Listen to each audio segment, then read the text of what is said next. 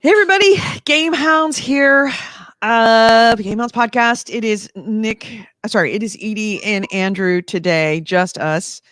For right now, we're waiting for Nick to show up because again, he's freaking late. If you are just joining us on Twitch, nice to meet you. This is we've actually now can do Twitch. So upside downside.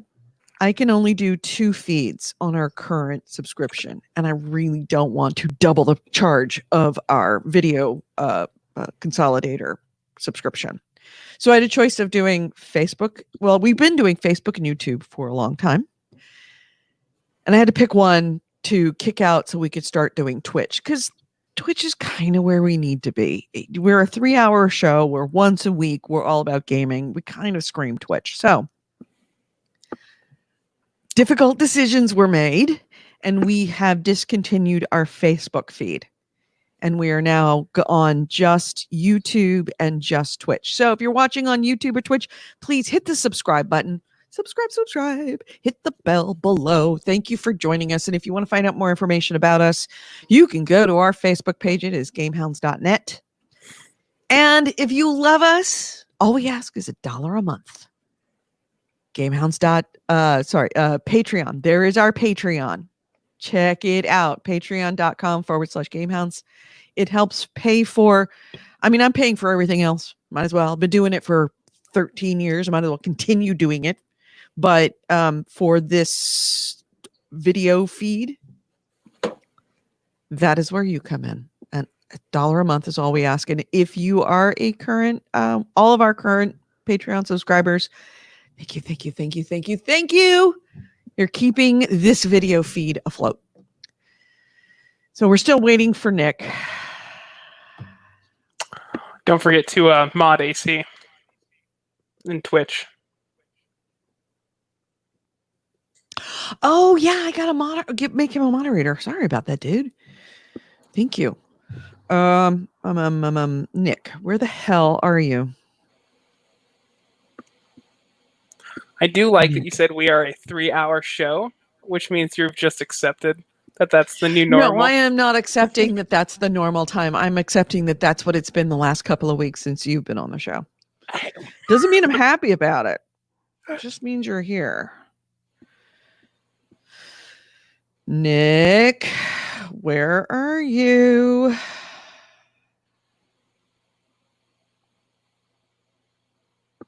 He says he's coming. His excuse was his stove clock was slow.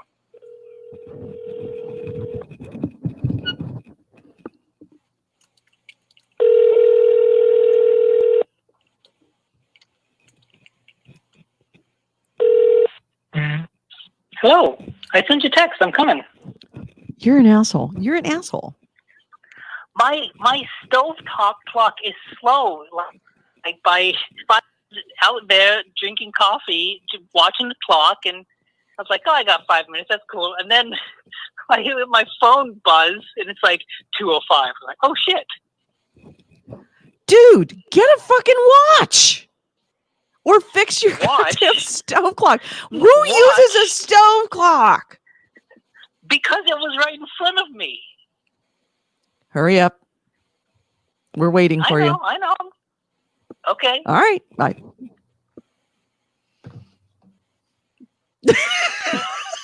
Are you scared? No. This works. I will pull this car over right now. I was told I had enough room for a tall hat, so I decided to give it more. Like, just a little bit. Plus, I got to do this now. No, don't do that. Don't do that. Hey, Plastic 77, how you doing? We got Lala Dada on YouTube. Hey, how you doing? EC Wraith, thank you so much for joining us. I have to go on to Twitch and to Maggio. I will do that as soon as I am done. Hey, we got our first Twitch listeners. So yeah, tons of stuff to talk about. Even though it's not a very busy work week this week. News week. Lots of stuff to talk about. There's Nick. There we are. Lots of stuff to talk about. Mostly we're going to talk about the Microsoft thing because it's hard to miss. Yes. Okay. So tell me, how was your week so far? We have to start if you're just joining us for the first time on Twitch or anything, we've been a audio podcast for 13 years. Yes, 13 freaking years we have been doing this. Well, I have. Nick has been close to 13 years. Andrew's fairly new. But I'm like 3 weeks. Wait. Yeah. I've been doing this for 13 years? I believe that you joined in like year 12 or 11 and a half. Oh, That's fairly early in. That's when I joined you, not 13 years ago. I joined 13 years ago because I started it 13 years ago. You joined, I think, 11 years ago. Jesus, what's it? Okay, I need to look this up. I judge my life's changes by game releases because that's how I remember. Because I remember you talking about Uncharted 2, and that was the first podcast I listened to. Yes. Okay. All right. That makes sense. So, and Andrew, you were a listener 2009 from right about that time. You were a minor at that time when you were listening to us early. Yeah, you're right. Actually, I was 16. I still. Why were you listening? You should not have been listening. The intro says don't listen. All right, so illegal. You're not wrong, but I still remember actually how I learned about the podcast. How? You were doing the Xbox Live 360 promo community thing, where it was like, "Hey, come play with you." It would swap out every week, and you did Call of Duty. And I remember like asking you twice to get an invite because the first time I got invited, I got dropped, and then I got invited 2 or 3 more times. And you had said that was surprising considering you were getting like hundreds of messages constantly, like you were just getting spammed. Yes, that was insane. That was bless Trixie 360. She was the one that set me up for that play, because early on in the Xbox 360 you would have a community play where they would have podcasters, because that's back in the day when they actually had a community managers group, like Trixie and all those great guys. They would reach out to podcasters and small podcasters, including us, and medium-sized and large ones, and you could play with a podcaster, and they would have a featured podcaster that you could play with. And we got picked for being one of the ones play with us for Call of Duty, and we had no idea what we were walking into, but it was insane. Like, I went from, maybe every week or so I'd get a message from a listener to hundreds and hundreds of people all sending me messages all at once. It was over the top. I'm amazed you got in twice, like I said, because it was the biggest thing we'd ever done. Then I ended up adding you as a friend, and then I didn't talk to you for like a year because I thought you were some big podcaster, and I didn't want to intrude. And I was like 16, so I was nervous and shy, and it took about a year before I started like, hey, want to do something? And you're like, yeah, I love Friends, let's do something.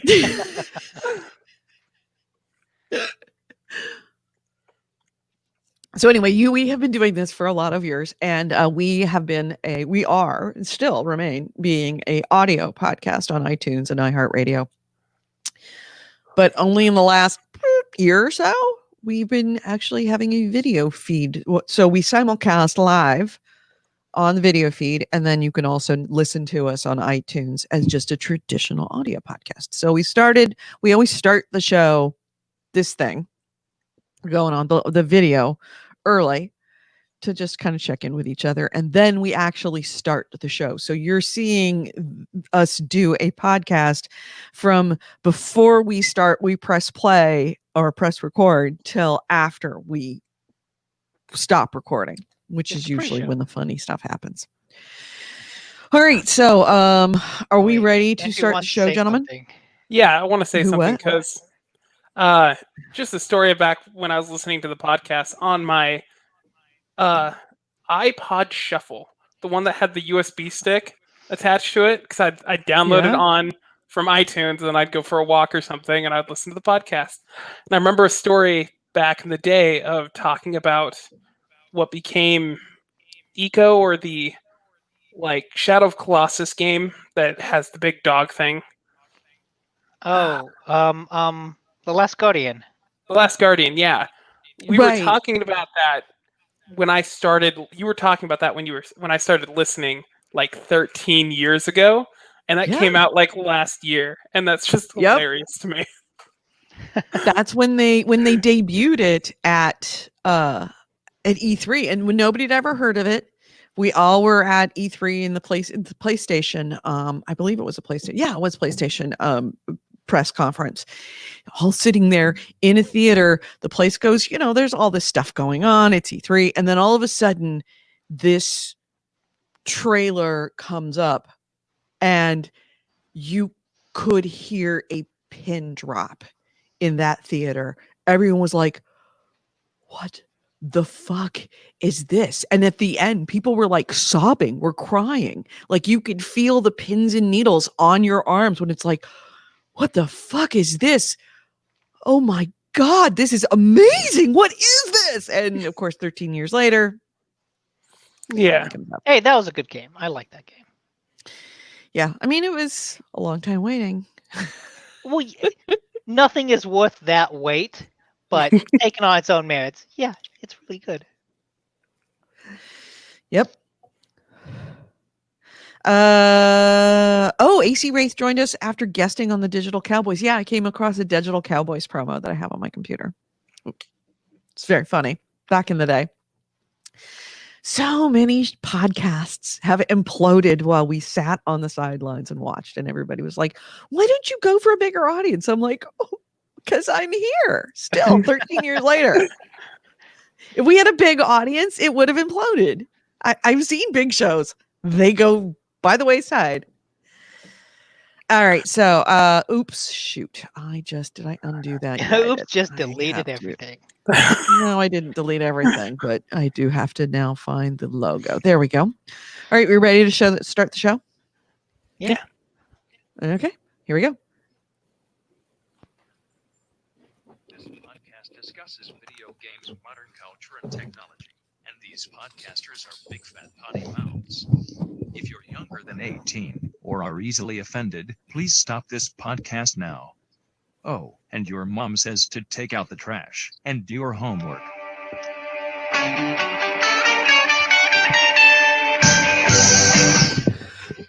All right. Mics are hot. That was really loud.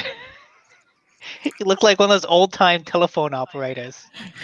Hello and welcome to GameHounds. GameHounds episode 555. We are recording this on Sunday, July 26th, 2020.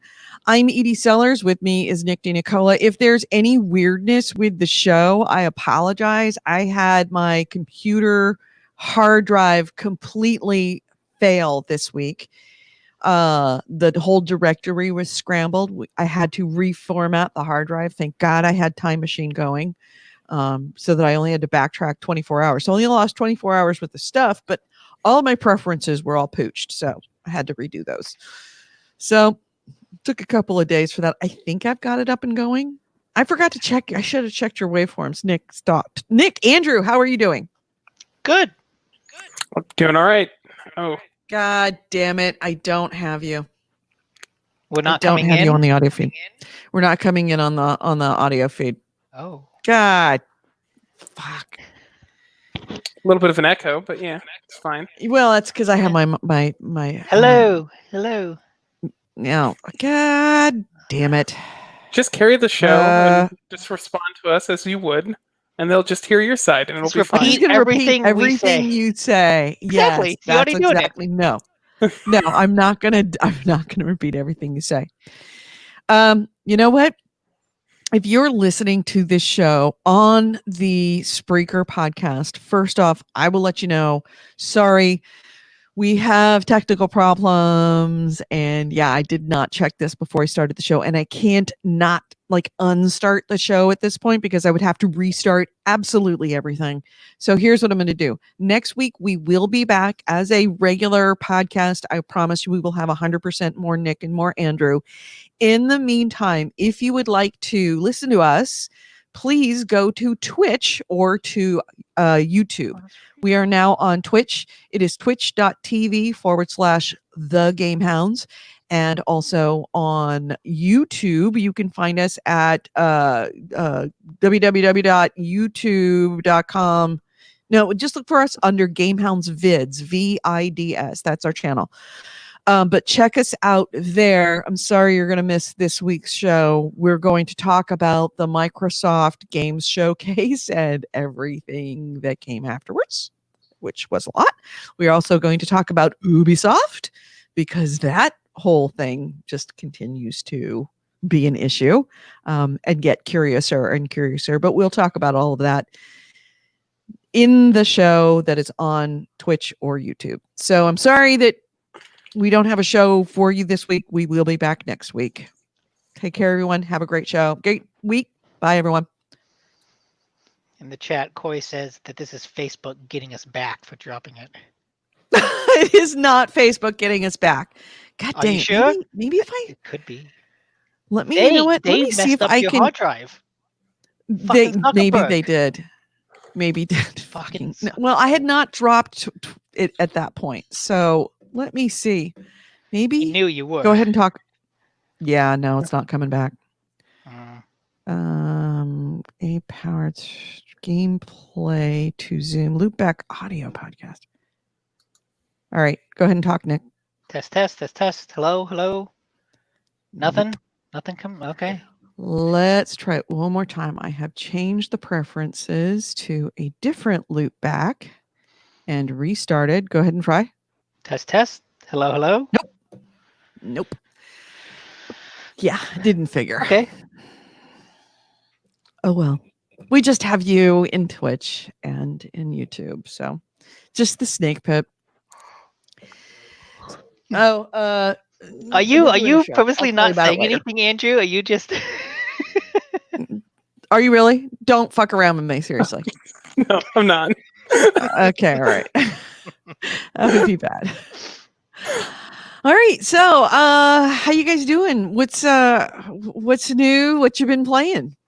Nick has been, gaining 2 levels a week on ESO. Well, yeah, that's because it's my Saturday game. I'll play that on Saturday, and during the week I played other things, such as Super Hot and Ghost of Tsushima. Yep. How was Ghost? I'm really enjoying it. I'm only a couple hours in at this point because I only started it on like Saturday afternoon, and then I had to switch over to ESO. Had to. But I'm really enjoying it. I find that the combat is a really good mix of difficult. I like how it's balanced because at first I started playing on hard because I wanted that Sekiro feeling, but this game just kept kicking my ass. So I put it to medium, and it's still challenging. And the reason it's challenging is because you are a pretty weak person, health-wise. You get hit a couple times and you'll go down. And in the beginning, the game throws enemies at you that each require a different approach to defend against. So you've got, at this point, it's just spearmen and swordsmen. A swordsman, I can just hold the block button and he will automatically block all of their attacks. And if I press it at the right time, I'll parry them and basically deflect their blow. They go behind me and I can attack them. But if I just hold that block button, I'm good. Spear guy comes in, I can't do that. If I hold block, he'll still hit me. So I have to dodge his attacks.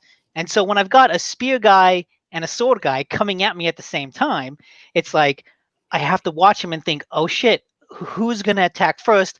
I'll dodge out of the way of the spear and then not hit the block button in time to get hit by the sword. Or I'll block, deflect the sword and then get hit by the spear. And once that happens, the other guy will turn around and hit me, and it's just like a combo, and I'm dead. So I like that challenge. It's throwing this variety at me that kind of always keeps me on my toes.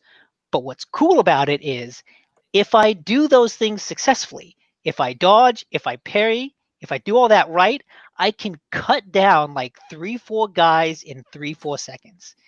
And it's so cool to have these 3 guys come at me and just, oh, you're down, parry you, hit, dodge you, hit, you're dead. And just, it feels like those samurai movies, or feels like one of those anime shows where, the guy takes out his sword and then suddenly just goes pew to the other end and everything is still. And then his opponent just like gets cut in half and falls down. Yeah. Nick, you just left us. Your audio's gone. Your audio. What is it? Is this like the audio? Like, just fuck it. It's 2020 episode. I think it's because we didn't have 5 hosts on the 555. Yeah, no. it's Nick's show thing. Does this on occasion? now There you go. You're back. Unplug and plug in the headphones. That's all I did. Yeah. Anyways, so you were talking about. I find the combat. It's really fun because I can get killed easily, but then I can kill everyone else easily, and so it really encourages me to be precise and not just button mash my way through, and that's really fun. And the game, it looks really beautiful. It's interesting coming to this. It is a gorgeous looking game from The Last of Us, because The Last of Us was also a very good looking game, but it went for a very hyper realistic look. And I remember a couple podcasts ago, I was saying that game starts with you going through the forest, and I looked at that and went, wow, that is a good looking forest. But it's good looking in the way that, a forest is good looking. You go out in nature and it looks pretty. At a certain point, I stop admiring that through the game because, it's all just this, it's all real. This game, it shows the importance of art in those graphics. Like not just graphics that make something look good, but the use of color, the use of even staging. The UI is really lovely. Oh, there's no, like, most of the time there's no UI. Like all those instructions and stuff will leave when you like go out into the world and leave combat. Like this is all the tutorial in the video. Right. Well, that's I'm not talking about that, but like the way that when something is defeated and that it disappears, like petals in the wind. It just seems very intentional. Like they're actually worried about the aesthetics to kind of keep this whole mood like that. Just happened on the screen. Yeah, it's this game is all aesthetics. So the environment is beautiful, and it's not just, oh, this looks good of fancy graphics and all that. It's like I said, the use of color, the fact that there's leaves falling all of the time, like as if every tree just was turned over and shook. It's like after you just stand there and watch 5 minutes and think, okay, these trees should be like naked now. There should be no more leaves left. But it's beautiful to see.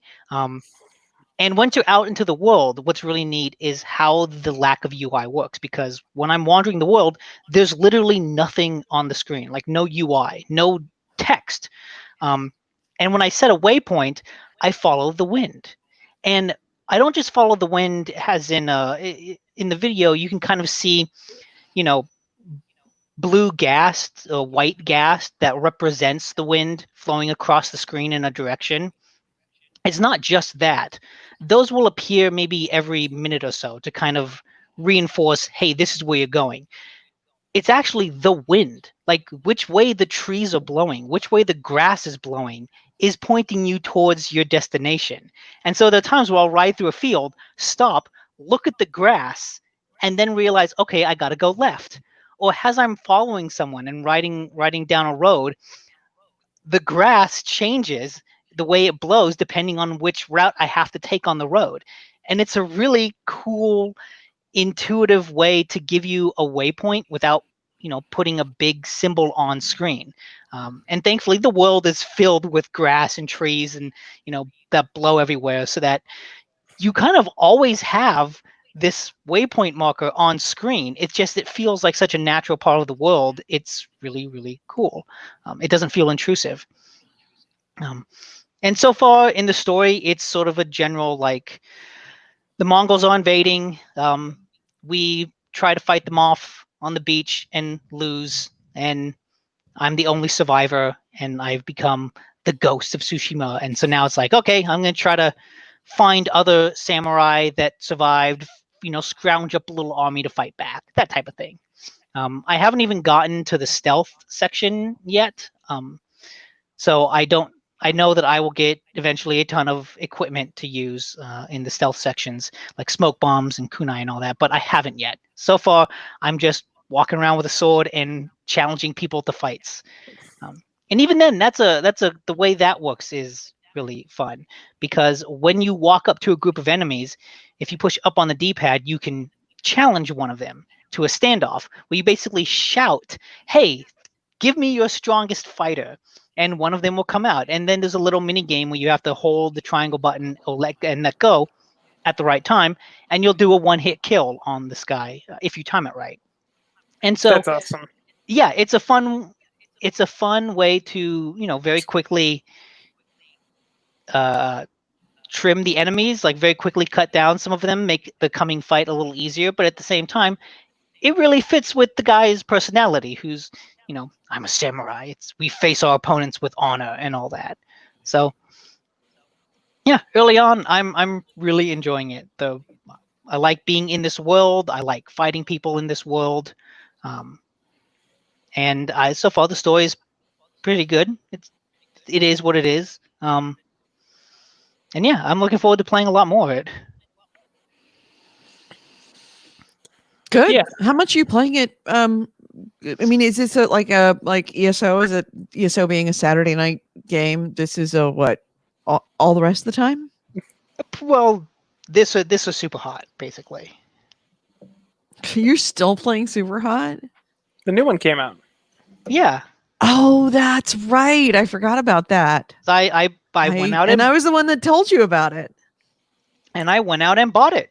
And sure enough, the day that the new game came out, it didn't appear on the front screen of the UI. What happened is I had to go into settings and library.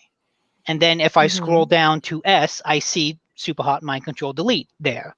So it just kind of gets automatically added to my library. And then I just hit download and I downloaded it. How is it? It's fun. It's not the same as the original Super Hot. The original one, all of the levels were super handcrafted to kind of reflect a lot of, well-known iconic action scenes. And they were really difficult. And a lot of what that game is the puzzle aspect of it. I'm going to start in an elevator surrounded by 3 guys. I'm not going to live through this my first time. I need to figure out how to kill these 3 guys and get through it. That's what the first game was.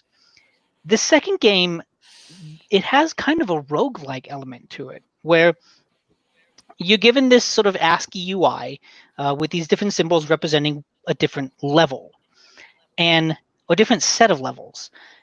You hit X, you go into that symbol, and you'll play a set of levels. It's usually like 5 or 6. And in between each of those levels, you'll have a choice to kind of upgrade yourself. Maybe you'll start with you can always choose between 2. And the 2 upgrades are random. Sometimes you can choose always start a level with a gun, always start a level with a katana, get an extra heart, because in this game you kind of have 3 hearts. In the first game, 1 hit, you're dead. This one, because you're supposed to go through these set of levels, you're given 3 hearts, 3 hits. And so you could choose, add another hit, or maybe every time I get hit, I explode in ninja stars. Or every time I throw a bottle and it explodes, it's basically a shotgun blast that goes out in every direction.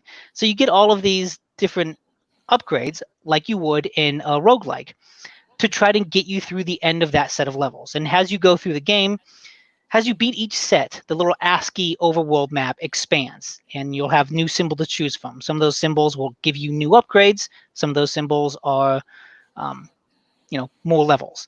And so as you go more, the set of levels you'll play get longer and longer.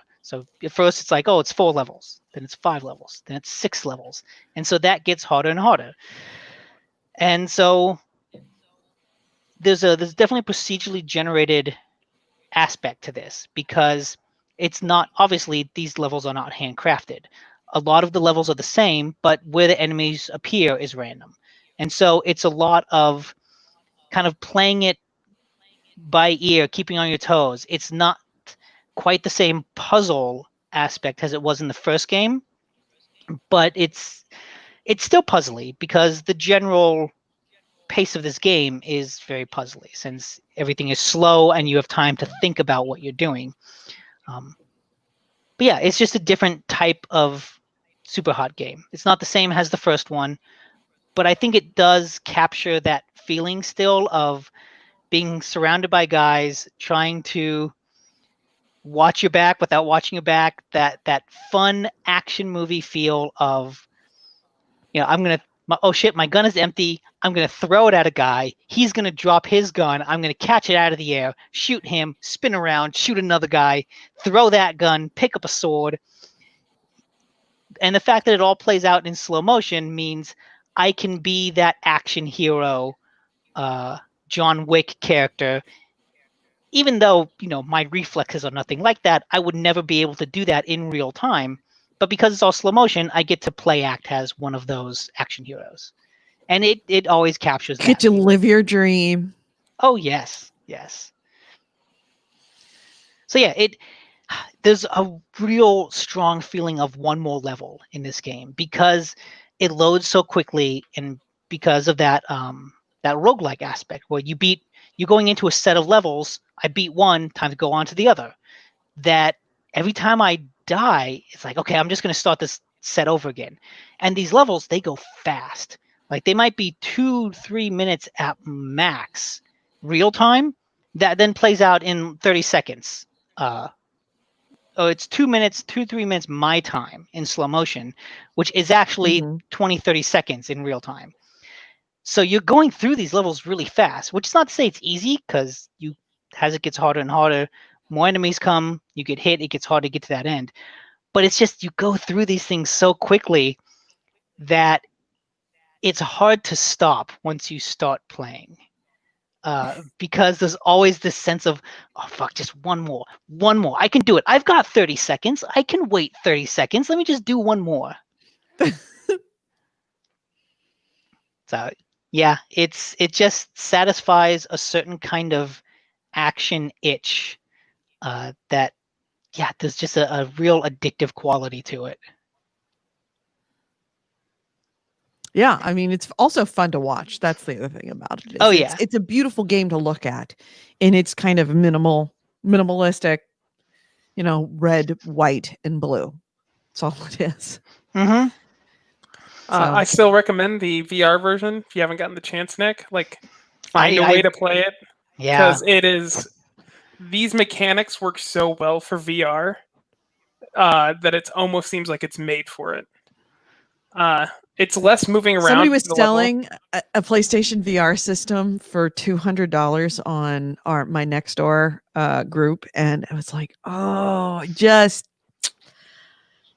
there was a bit of a FOMO moment where it was like, I want to get this, but I have a feeling with the new console they'll probably upgrade the VR system, and I don't want to spend a bunch of money on a VR system that I know they're probably going to release a new generation with upgrades for the PlayStation 5. And I know that it's gone on sale before, like for Black Friday, a $200 bundle that even comes with games. Right. And that was really good. And one of the things the guy picked up here is a Bowie knife, which is my favorite weapon, because you can throw that at a guy, and if you time it right, if you're close enough, you throw it at them, it sticks in them. And as they start to go down, you can grab it and pull it out and throw it at someone else. Nice. It's so fun. Yeah. Anyway, all right. So, any other games we want to talk about? No, that's what I've been playing. Are you going to pick up Ghost at all, Edie? Maybe. The more I look at it, the more I realize I kind of do want to play it. But you know me, I play one game and I play the shit out of it until I can't take it anymore. And then I walk away from it and never see it again. I play games the way I dated guys in college. Totally loyal until that day I'm not, and then I ghost you. So the thought of like playing multiple games, like what Nick does, where it's like, oh yeah, this is my Saturday night game. It's like, no, it's either your game or it's not your game. And when it's not your game, you don't play it. This is awkward. Yeah, a little bit. But I am fiercely loyal to the game that I'm playing at that moment. And so that's, yes. And it's also the reason why there's so many games that I haven't played that I need to play, like Horizon Zero Dawn. I need to play this game. I own it, and I still haven't played it. I think I've played it more than you, and it's your version. Like, I know. I juggle like 8 games at once, and then they all fall on the ground and like disappear before I finish them. But I have played a few new ones, or a new one, anyways. What did you play? It is a game called Sentimental K, and I bought it entirely because there was an ad that popped up on Facebook for it, and it is. Oh no, you didn't! Always the best. You know, you're just encouraging them. I know. I feel bad about it, but it looked really cool. It was early access, and I was like, "All right, I'm gonna go buy it and see what it's like. If I don't like it within 2 hours, I'll just return it." And I ended up really enjoying it. I'm about 10 hours in, and I completed the set of levels that you get. It is a roguelike game that's very minimalistic. Like, it's hard to describe the environments. They're kind of like colored, super hot environments. Just that kind of blocky 3D. And the enemies that you fight are weirdly varied. Yes, here you go. Which I think that's pretty close to super hot if you colored it. Like just that kind of very simplistic, like early, like a demo of a character, you know, like a 3D model that you haven't finised, but you just started. And it does well enough for an environment for this game. Where it really shines for me is the combat. Like I said, it's roguelike, so you'll finish a level, a chest will drop, and you'll get the choice of you'll get some gold, a choice of weapon, and then a skill. So you're kind of building up skills as you go. And each skill corresponds to one of 5 different types of weapons. You have a broadsword, which is the basic weapon that you get, which isn't by all means the weakest. Gun spear, like gun lance, and then broadsword or great sword, dual pistols, and whip. And each weapon has their own mechanics to it. For instance, the broadsword uses a mark system where, as you get skills for broadswords, they will sometimes have the effect of like, all right, now if you hit this with the mark ability, it'll explode for extra damage, or it'll reduce all your cooldowns for your skills, stuff like that. He's hitting the birds. Yeah, they attack. They don't die. They just become white birds that fly off. Birds. The thing I hate about ESO, the birds are always constantly hanging out, and I can't shoot them. So as you're going almost through, you're kind of hate bees. The bees aren't that bad. They are when they set up a freaking hive in your house. We need bees. You'll miss the bees when they're gone. I know we need bees, but not inside my house. Back to the game, anyway, anyways. You're saying, yes. This is obviously a personal thing I've got going. Just me. Man, you just don't like the birds or the bees. Yeah, so I had enough of that in college. This episode we learned all about Edie. Yeah, actually, I know. it should not come as a surprise. Should not come as a surprise. I failed an entire semester of college for a very good reason. And that's true. 0.0 average. And I didn't get on academic probation. Which is anybody who's been in college, if you fail every class in a semester with a 0.0 average and not get on academic probation, that's more impressive than not passing any class. And I actually went to these classes. It wasn't like I just disappeared and didn't show up. I failed all of those classes, every single one of them, and attended all of them. That's impressive. So anyway, Yeah. Watching this boss fight about the game, it looks actually about the really cool. game. Yes. So there are elite fights, which are kind of mini bosses, and then there are actual boss fights. And there's only three you go through 3 different levels, because I know this because I just beat the game last night, at least like the first run through. And there's 4 bosses in total. There's not a lot of enemies yet, just because, again, this is like super early access. But yeah, so you're kind of making a build as you go, deciding what weapon you want to build or like make, and then what abilities you want to use, because you can choose any of these skills, but you kind of want to get ones that synergize well, because they do stuff outside of the skill alone that affects like the weapon. Like the great sword's abilities are a boost mechanic, which basically there's a chance that if you cast the skill, that your next ability will be empowered and it'll do extra things like make the attack wider, do more damage, stuff like that. So you kind of want to match up and make a build as you play. And outside of that, you end up getting like artifacts and stuff, which have random effects. Like if you die, you'll come back to life with 40 health, but you'll be invulnerable for 3 seconds. If you go down to 20% life, you'll shoot out a bunch of little projectiles, stuff like that. I ended up liking it a lot, actually. I'm interested to see where the game goes, because it's still a little free, rough. Or did you pay for it? I paid for it. It was $25. How much? Which isn't terrible, but that is still not good. That's a lot for a game that you just discovered on Facebook. Yeah, well, I mean, like I said, if I didn't like it, I could always have returned it. Yeah, that's actually true with Steam. Yeah, true. And I know that, and if I come back in a few years, and hopefully this game's still being developed, because sometimes stuff falls through, I'm going to enjoy it, because I really did enjoy it. I mean, you played it for 10 hours. That right there is worth $25, I would think. That right there is worth the price of a game, almost. And yeah, you get it. You come back to it in a couple years, and it'll be more fleshed out with a lot more to do. And then it's like, hey, cool! I just got a game kind of for free that I didn't remember. And I don't mind that I bought it. Like the various weapons that you get in the game are all varied enough that repeated the word there, but is he fighting a window?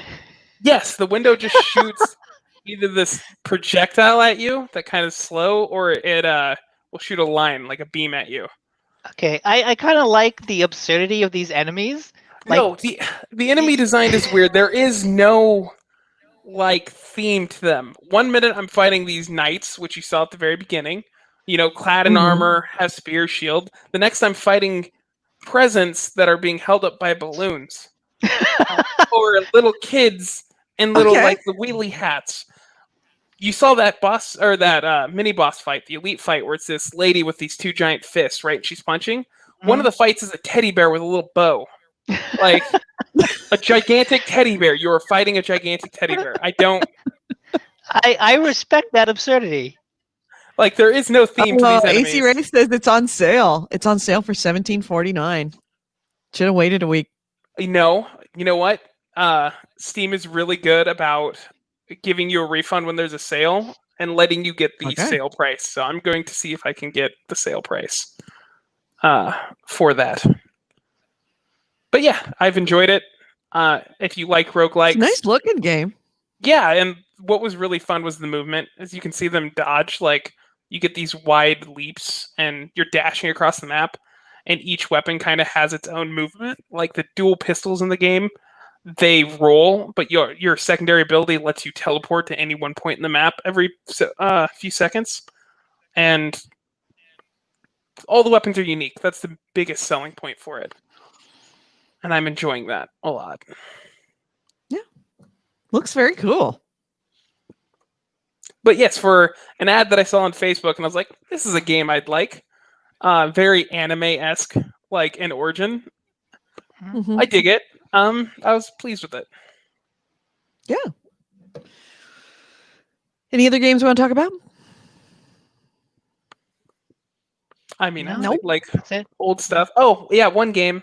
You guys heard it last week that if StreamYard's got Twitch, Edie would play Warframe. This happened last week. You can go back and check the transcript. So, you know what that means. Yeah, I mean, I have to play Warframe. For 24 hours. For Don't forget, 24 for 24 hours. Yes. Did I say 24 hours straight? I don't yes, believe we'll I go said with straight. yes. I said 20. I'll go back See, and check here's on that. the thing: is if you insist on 24 hours straight, then it's going to be a little while because I'm going to have to take a couple of days off of work in order to do that. Yeah, that makes sense. So, if we're talking about 24 hours total, then I could conceivably do that sooner. Yeah, that makes it a series. It's just a streaming series. Right. GameHounds Streaming presents series Let's of Play. me finally freaking playing Warframe. Again, yes, again. But I mean, I don't consider the old Warframe anything like the new Warframe. I know that it has changed enough that it's kind of a totally different game. It really is. In my head, I'm thinking he got a job, he got a haircut, he's dresses nicer. Completely different person now. Than Totally different person. Yeah, totally different than when you knew him in college. Way more responsible. Yeah. I have to make a phone call real quick. I'll be right back. Oh no. Really? Really? Yeah. Andrew. All right. Anything else that you want to talk about while Andrew's making a phone call before we go into news? No, I will just say that the mobile game that I played, Final Fantasy Brave Exvius: War of the Visions. Oh, fuck me. Yes. I still play that each day. I just log on, play a couple games. It's real fun. Like I said, it doesn't feel abusive in the way it asks for money. And it keeps putting out new content that makes me go, oh, okay, I'll play these levels, and keeps giving something new to play. So it's a good one of those games. And I just want to say I'm still playing that one every day, and it's good. I kind of want to get a mobile game. It's just that there's nothing really out there. I keep on going back to Prune. Prune I know that's good. a really old game, but it's a really fun game. It's real good too. It holds up over time. It's chill too. It's just good and relaxing. It's total chill, and that's what's great about it. I'm actually wishing that we had another what's the name of the French company? They did the swiping left and right. Not Trials. What was the name of that? The one where you swipe left or swipe right, and you have to. You're king, and you the series of kings, and you have to make decisions by swiping left. There's the Game of Thrones version. There was a right, physical version we played at PAX. Right. Reigns. I kind of wishing that there was a Reigns game, but I keep going to back to Prune because it is just a total chill game. It's so easy to play, so straightforward. And you can jump in and jump out very easily, very quickly, and it doesn't take much time. And it just kind of gives you something to think about while you're playing, like just a tiny little something to do. And maybe you survive and maybe you don't. And the concept of Prune is that the tree is growing and you need to cut the tree in order for it to get certain places. And if you cut too much or cut the wrong way, that the tree won't grow properly. Yeah, you want to follow the light. You want it to follow the light, essentially. That's a terrible one that I'm looking at right there. And you've got all of these things around it that you want it to grow around. And you need it to get the tree to grow in a certain way, in a certain direction. And you have to just keep pruning off edges as they're going into places that it shouldn't go or places that will kill it.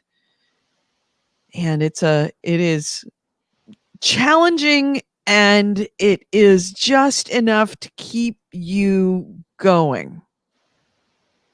Oh man, if you have too many branches, it won't grow enough. You got it. Mm-hmm. So anyway, yeah, I really like playing Prune. It's a good game.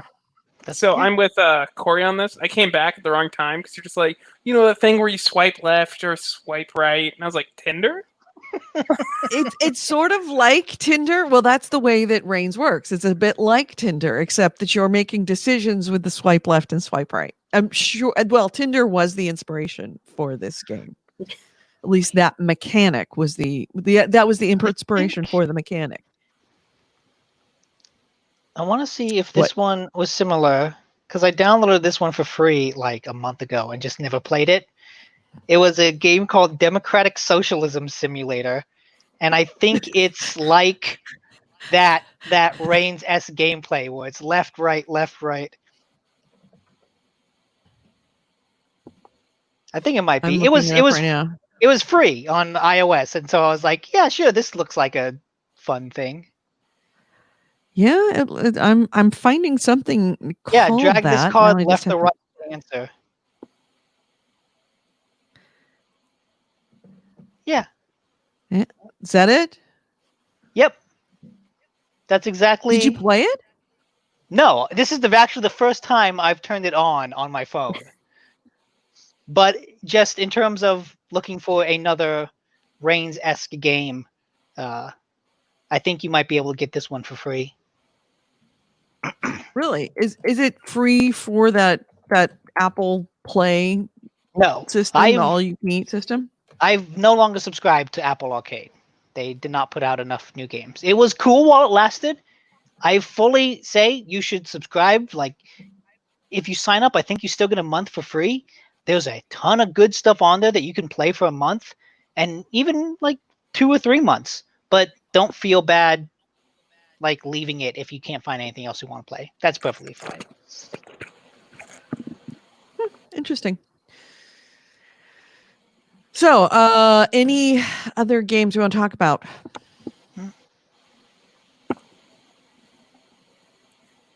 No? All right. Shall we hit the news then? Yeah.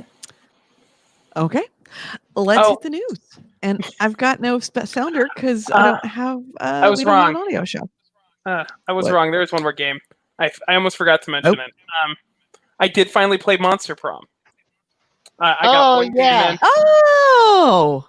I hate it, and not at all because I got rejected. That has nothing to do with it.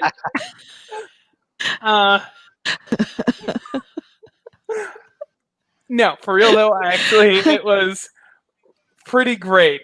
I've never seen a graphic novel-esque party game, and that's kind of what it is, because you can play with multiple people, and the questions to decide who goes first are hilarious.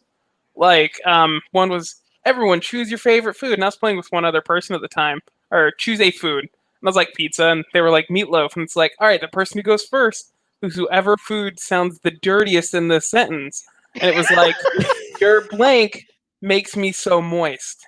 And they won with meatloaf. Meatloaf, of course. Yeah. But that's a fantastic way of deciding who gets to go first. And I love that. And the game itself is way more adult than I thought it was going to be. Like, they cuss. Because it kind of has this cartoonish graphics. But They talk about sex, all that kind of stuff. Almost all the characters are horrible people. Like real prom. And when you're choosing your character, you get these random questions like, if you were forced to have sex with an animal, who would you have sex with? And it gives you a list, like a dolphin, because they feel pleasure too. They have sex for pleasure too.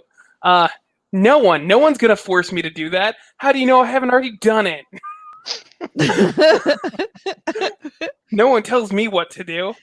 And then I forget the last one, but it's the randomest questionnaire. And on the last question, it basically starts your events, like who you're going to meet first.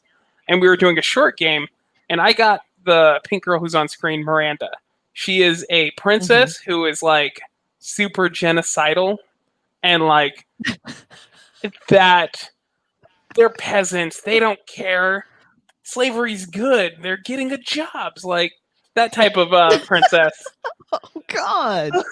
And that's who I got. So I didn't want to ask her to prom, but all my events kept being her. 'Cause, again, I did the short version because I had to go to bed. And I couldn't fix that. So the person I was trying to get to go to prom with said no. And it made me sad, and I hate the game. But my other friend who was playing, though, she bought a lemon at the beginning of the game, like just the item of lemon. And the rest of her game was just Miranda and the wolf character having a competition to make money selling lemonade. And it's fantastic because they're like, we don't understand. The werewolf's stupid, but like heart of gold. And then Miranda's a princess who has no concept of money. So they're like, we don't understand how to do this. Yes, those two characters. And so they're like, we need your help, to my friend. What do you suggest? And they're like, do a Kickstarter. Get people to give you funds to build up your lemonade empire. And they're like, okay, so we have to offer something. What do we offer? And they're like, beta lemonade. So basically just sell them lemons.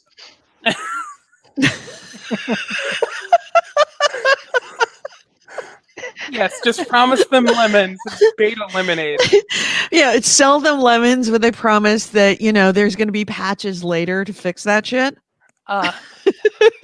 Kind of. They actually go with like a movie route where it's the next one was like, all right, we need to do advertising. And it's like, who do we get? What do you choose to do? And it's like, get a voice actor to voice the lemonade. And it's like, what? And so you end up getting the moon to voice the lemonade.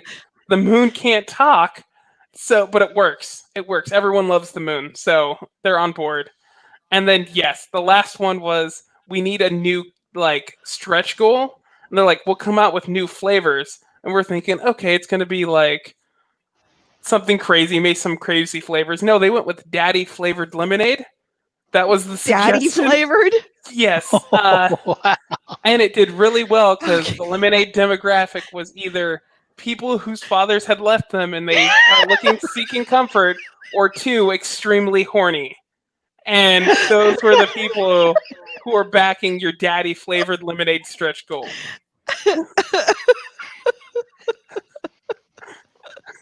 We gotta find a way to play this. All right. I gotta play this. I absolutely have to play this. We have to play this and live stream this. That is awesome. But yes, actual, like, my opinion on the game is it's fantastic. It's so well written, and there's so many endings and choices. Apparently, there's over like 1,100 scenes that you can get that are unique. Wow. 34 different endings. A lot there. That's crazy. Yeah. All right. I'm going to have to pick that up. I may have to cheat on ESO with that.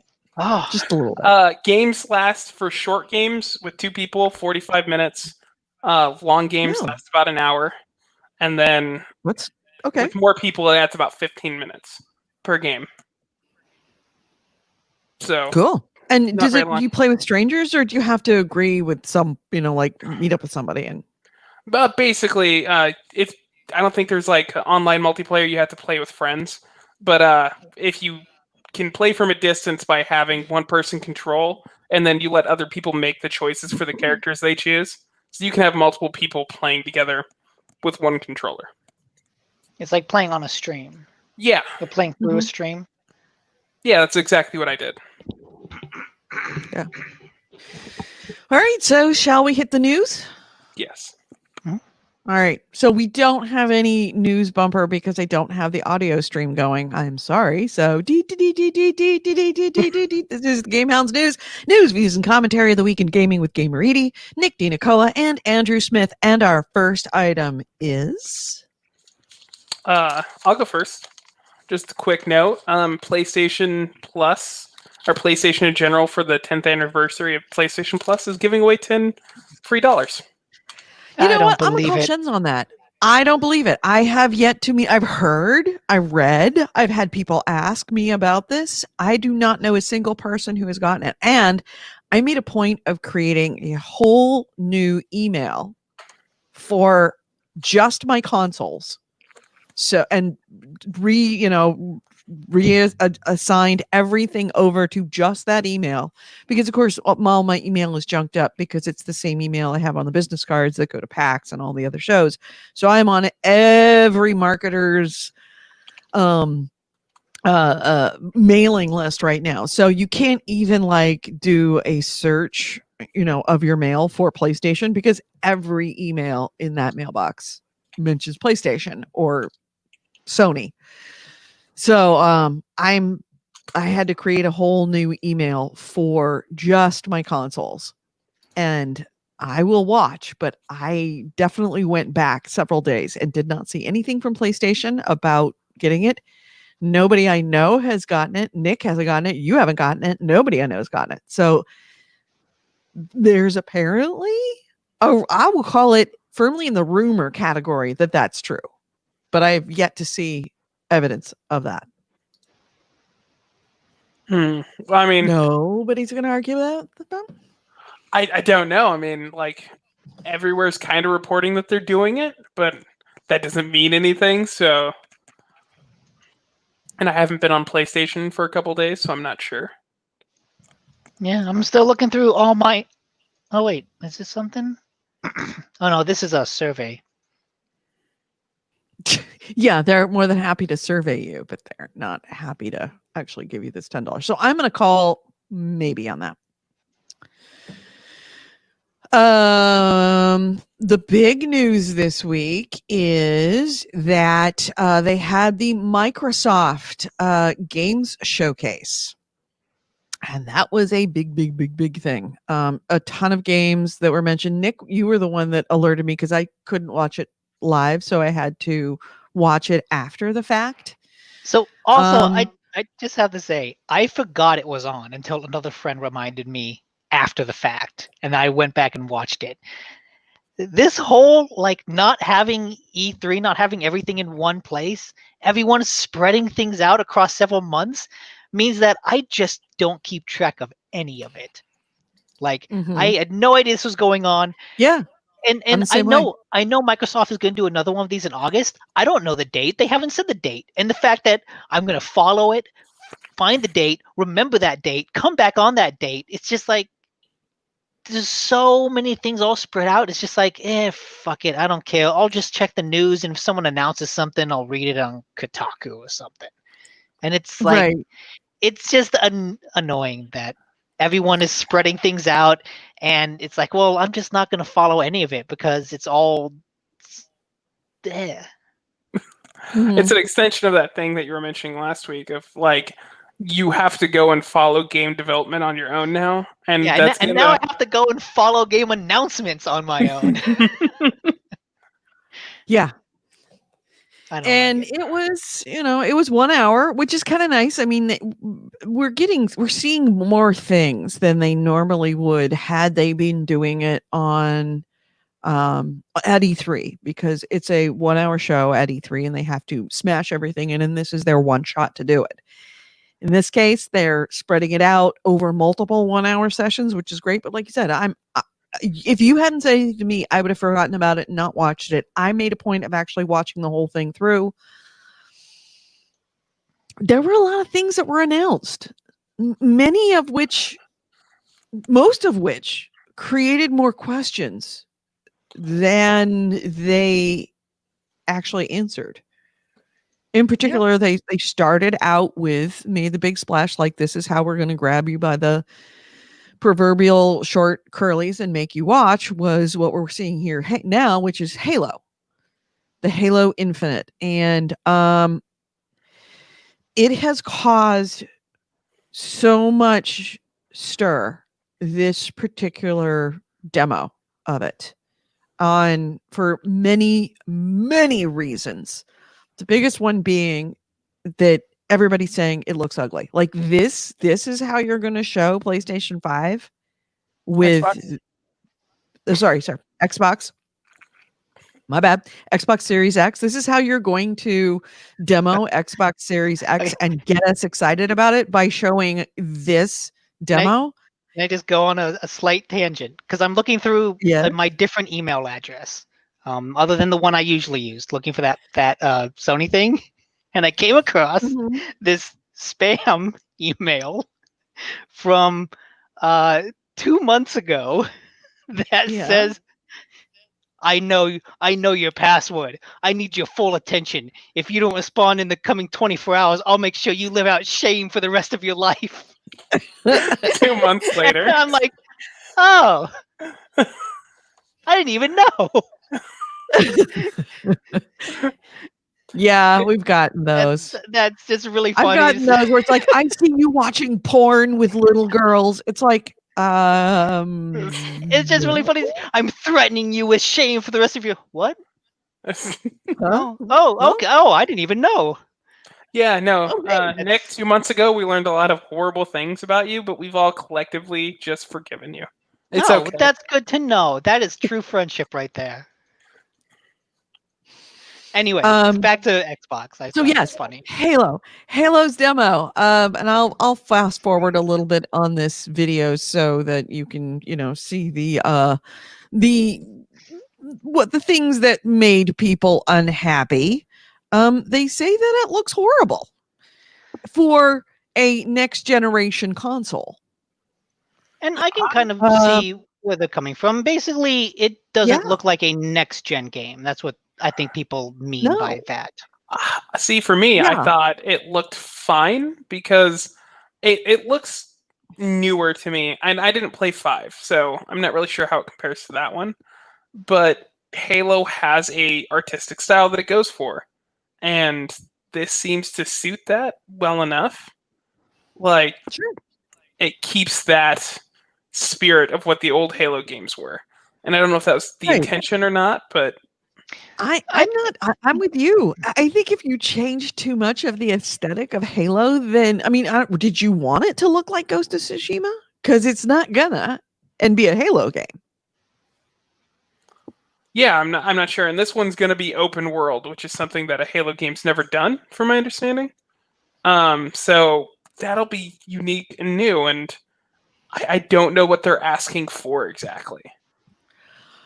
Well, also, I don't know that I understand what they're telling us that it will be.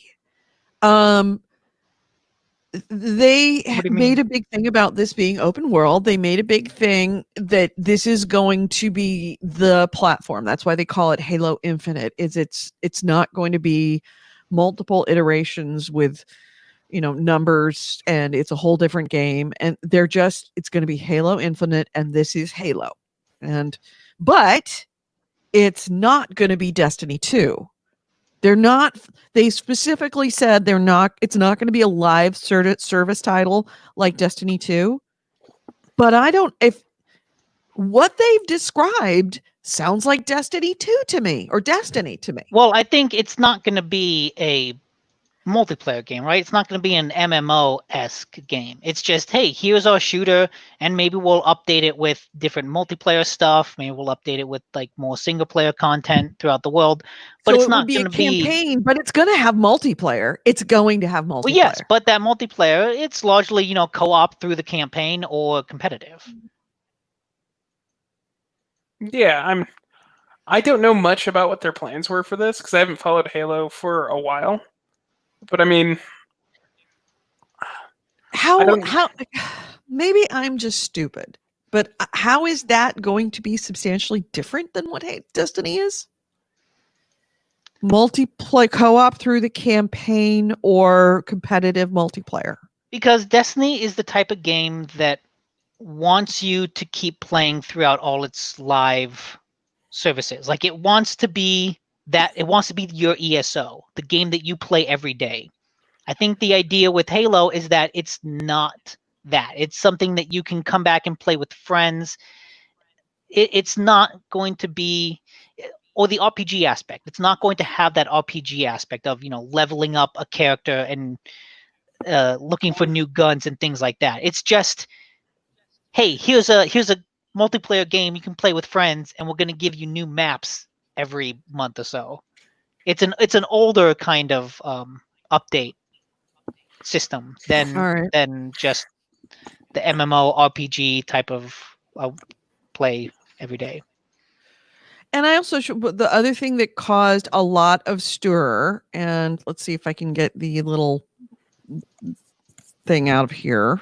At the end of this was the, and this is the big one, and it wasn't just Halo, that it seemed the languaging on the screen at the end of each of these games seems to have broken or appears to be an indication that Microsoft intends to break the promise that they have made multiple times over the last several months, most recently a week before this showcase, about how you will not need to upgrade from a Xbox One to a Series X in order to play these games.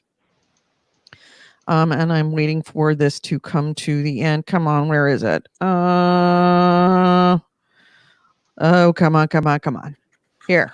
Where it goes into the end screen, says Halo Infinite, Series X, Xbox. Oh, that one said Xbox. Actually, that's kind of funny. That says Xbox One, but many of the other ones said did not say Xbox One. They said Xbox Series X or PC.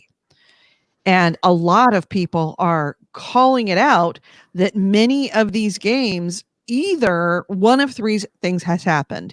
Either Microsoft broke its promise, the promise that was made a week ago, and I quote, "As our content comes out over the next year, 2 years, all of our games, sort of like PC, will play up and down the family of devices. We want to make sure that if someone invests in Xbox between now and Series X, that they feel good, that they made a good investment, and we're committed to that content."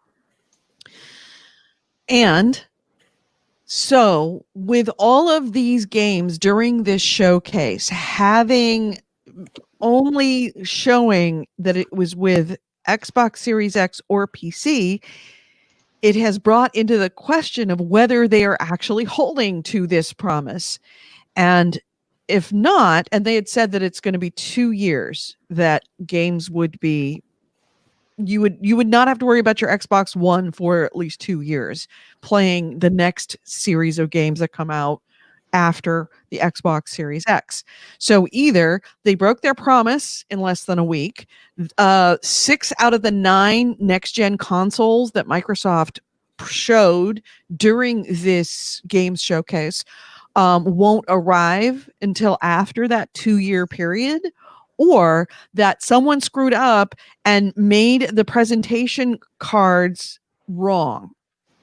And a number of different news outlets approached Microsoft to say, "Hey, which of these is it?" Because many of these cards that the screen ender cards are not showing that Xbox Series or Xbox One is included.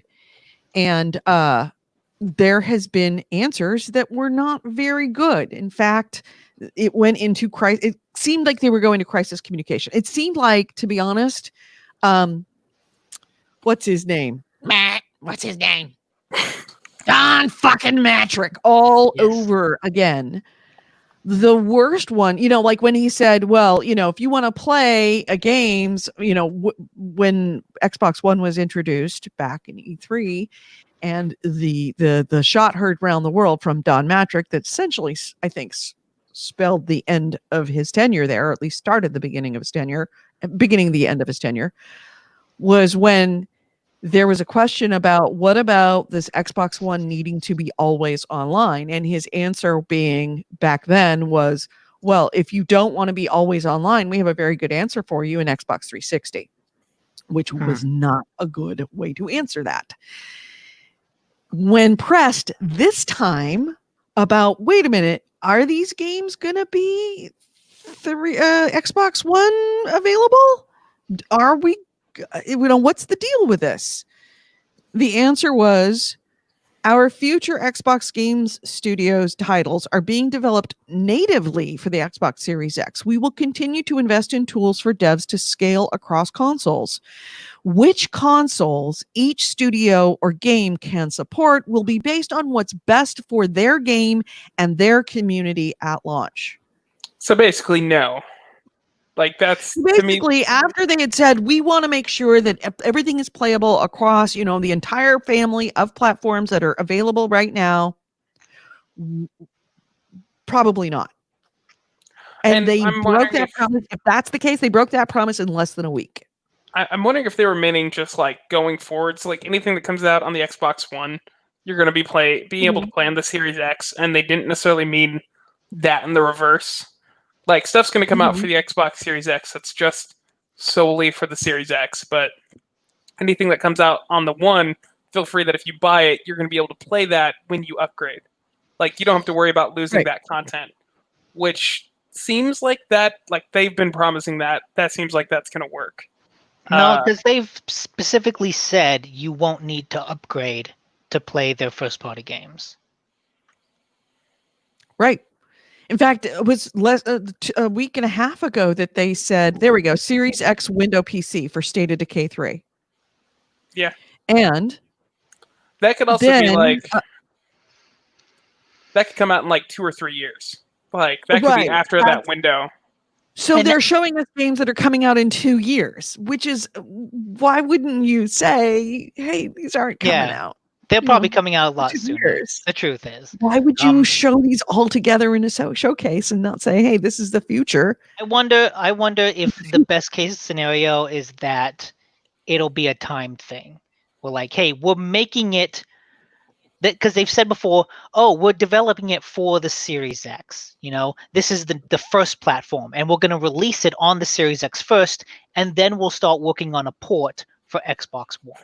Yeah, like 15 of the games that they showcased here are that are coming out with the Xbox Series X are going to be timed exclusives. So you'll get it on Xbox One at the same time people get it on PlayStation. Fuck you. I'm sorry. My brain just locked up there. So Aaron Greenberg from Xbox went a step further and said future first-person titles are developed for Xbox Series X first. Not saying those games won't ship on Xbox One, only that we are leading with Series X, and each studio will decide what's best for their game or community when they launch. Which is very, very different than what they had said. And a guarantee. Prior. That basically sounds like, hey, we'll launch it on Series X, and if the interest is there, we'll make a port. If not, it's all up to the developers. That's such a non-answer and such a handoff to someone that can't really defend themselves. Right. It's a lot of passing the buck.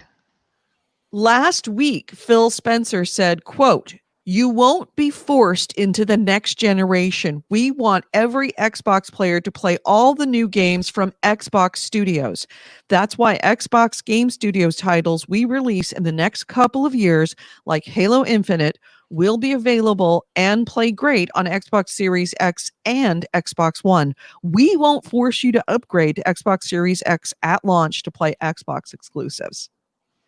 A week later is Aaron Greenberg saying each studio will decide what's best for their game community when they launch. We'll see, Edie. Spencer said at launch. Yeah, I was just about to say. We won't force you at launch to play those games. But if you want to play, the games that come out a month later, you will have to upgrade. Just not at launch, you know? I'm thinking that window is probably larger. Not within the first week. That first week window, you know? Yeah, anything that comes out in that time, that's okay. That first week window. Yeah. Well, it boils down to the two options. One is that most of the games that we saw in the Xbox showcase aren't coming out for 2 years. That's not going to be it. Right. Or they lied. Or somebody's backtracking in a record time. So, well, I mean, even if it's like a year, when they're eating their words. So this is shades of Xbox One launch all over again. And I would not go that far. What they can't I would not go that far because that was a much worse message. It was a worse message, but it was handled just as badly right now. I don't know. Because I feel like that messaging had a lot bigger consequence for what you are playing. The reason it is bad, and I do think they probably overpromised, which is bad on them. Multiple times. I'm not. It wasn't just a one-off. I'm not horribly upset at that because the thing is it's details, and I like that we're at least getting some details out of them, even if they're not the best. I like that we're getting to know the details of what this system will support when it comes out, which is in contrast to Sony that just kind of said jack all. And that's more frustrating because the truth is, no, these systems aren't going to be perfect. There's going to be gaps in whatever they promise and whatever they want to do. And it's good that we know of those gaps. Sony has just tried to pretend that those gaps don't exist by not saying anything up until the last possible second. And at least with Microsoft, there's a sense that they're being more forward, even if that means oh shit, they figured out that we overpromised. Fuck. That sucks, but it's good to know that going in. Right? It's good to know this ahead of time before you buy the console, which I feel like PlayStation and Sony hopes that you won't figure that out until after you buy it. Right. I did see a hilarious joke towards this. It's just Xbox Series X and PS5 delayed because neither wants to release price yet.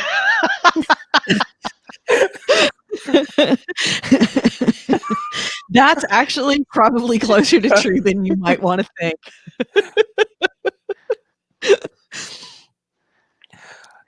Going back to games, real quick, Everwild, which is the video that's been playing. Right. I'm not sure what to think about that. It looked nice, but I have no idea what the gameplay actually is. I mean, is it a journey? There were a ton of videos like that on Sony's last big press conference too.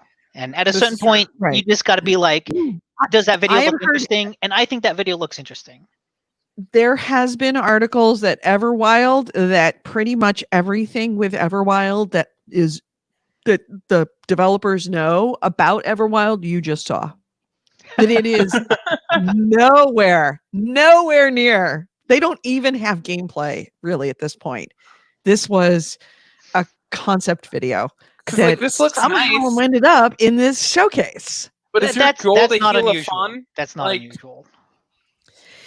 It's man, I really wish I could find that article or remember where I read it, but it was along the lines of they want to make a game about connecting with nature, and that's about all that they know. Okay. And I know it's from Rare. Rare makes generally good games. Maybe like a Sea of Thieves mixed with Journey. Yeah, I'm. Don't worry about Everwild. You're not going to see that. That's one you're not going to see for at least 2 years. Yeah, probably. For certain. I will stake my reputation on that one. All things considered, though, I do think this one showed the most promise out of all the digital things that we've seen. This had some really interesting titles compared to some of the other ones, more AAA titles. Everyone's always saying graphics. Well, Xbox delivered some decently looking games this time around. At least showcase them. I'm really interested in Avowed. I think that just not necessarily because of that trailer, but because I want to see what Obsidian does in a fantasy world. I want to see their version of Elder Scrolls. I am interested in Avowed as well. And the funniest trailer was the one before that with Obsidian, which was the Grounded one. Yeah, I like that. You have the you're waiting for the biggest game of 2020. Well, it's Cyberpunk, so you're gonna be waiting for a while. Mm-hmm. Yeah, where is it? Yeah, it was the biggest game. This is the smallest game. If you want the biggest game, go play Cyberpunk. But if you want the smallest game by a studio that doesn't usually make these type of games, play Grounded. I thought that was really good. And honestly, it looked like your typical survival game, like those mechanics from like Ark, Rust. Oh, that's Cable, or not Cable. Conan, and that was Fable on the screen, so I just pushed it together. But I think the world's unique. Yeah, just gigantic versions of what you're used to seeing. Or face the world with your friends, or run away and let them feed them to the spiders. We don't care. Just do whatever you want. It's lovely. It's not my type of game, but I looked at this and went like, yeah, I think it's cool. Yeah, someone will find that really fun. The game that probably stood out to me has the one that seemed like it had the most. It was most taking advantage of the idea of what the next generation consoles could do. Is oh god, it's fucking game companies. AC Wraith in the chat has Cyberpunk 2077 is claiming to not be political, and then it's not punk. Yeah, it's not Cyberpunk if it's not political. Though Cyberpunk is inherently about fighting against an oppressive, horrible political world. That is the core of the genre. It's usually dystopian corporate world. Yes. Mm-hmm. Anyways, fighting against the oligarchy. Was it by chance the Medium? Yes, it was the Medium. Which I find funny because this is coming from Blooper Team, the developer that made Blair Witch, Layers of Fear, and Observer, which are all games that I actively dislike. And I am not looking forward to this game because I don't like the games they make. But at the same time, the idea of this game, I think, best expresses the new gameplay possibilities you could do with new consoles, which is, and actually I'm not quite sure if this is true, and I can discuss it later. It seems like has the Medium, you can see the real world and the spirit world.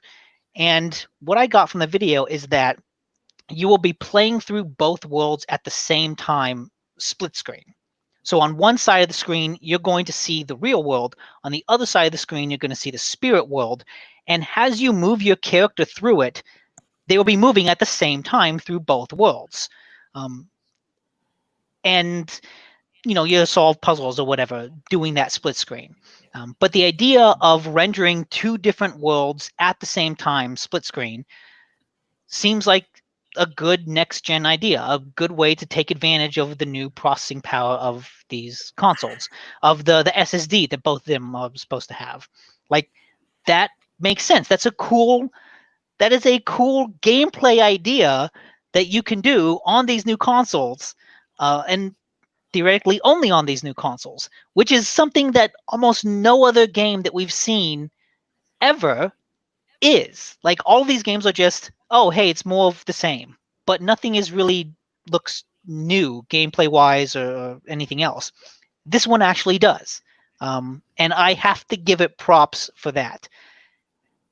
Unless the idea is you can switch between the worlds with the press of a button. If that is what they're going for, then that's just something we've seen time and time again. We've seen that before. Metroid Prime did that years ago. That's not new. So I'm conflicted because I want to give this game praise for actually doing one of the rare new things with consoles, but maybe it won't do that, and I don't know. I want it to be. I want it to do the dual screen rendering at the same time, because that seems like it could be neat. And see, I'm hesitant because it's another one of those games that's like, this looks neat, but how does it actually play? Like coming up, yeah, she's walking down a hallway where she's holding out her light hand and she's clearing the way, but in the other hallway, she's just walking down with the hand up. Mm-hmm. What does that mean from like a gameplay perspective? Because it's cool, but you might as well be in the like ghost world, the spirit world or whatever, doing that rather than seeing your other character just walk down an empty hallway. What makes those scenes unique for both sides that makes it fun? Or is it really only one side doing anything at one time? In other words, is it a gimmick? Yeah.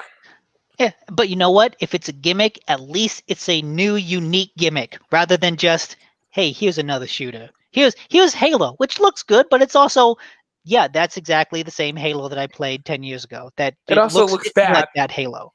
Like, okay, fine. With, here's more with some Assassin's flying Creed. Enemies. It's like, here's more Assassin's Creed. Okay, that looks really cool, but that also looks like the other 2 Assassin's Creed games that came out. Like, here's more of Cyberpunk, which is like, yeah, this looks like a cool game, but it's also an action RPG, and I've played those before. Like, whoop the fucking do. Like, you want more gimmicks. I want more gimmicks. I want when Assassin's Creed came out, and they're like, all the gimmicks. when it first came out, coffee. and they were like, look at these crowds. These crowds are awesome, and you can blend in with the crowds. That's so cool. Or when Mass Effect came out, and you were like, oh shit, look at their eyes. The camera's like zoomed in on their face, and it looks so real. The conversation system, like, give me more gimmicks that will take advantage of what these new consoles can do to justify their existence. Because otherwise, there is no justifying their existence. Like, Last of Us looks fucking incredible. Ghost of Tsushima looks beautiful. And those are on the PlayStation 4. I don't have to upgrade to get a game that looks better. So you're saying that they're not quite making the argument of why this new console is going to pay off for you and why it's worth $500. And I'm not saying that's the price. I'm just saying that's probably going to be the price. Yeah. I think if you have the PlayStation, or if you have like the original launch version of the consoles, or like just not the Pro or the upgraded Xbox One, it's going to be worth upgrading. Like the performance is going to pay for itself.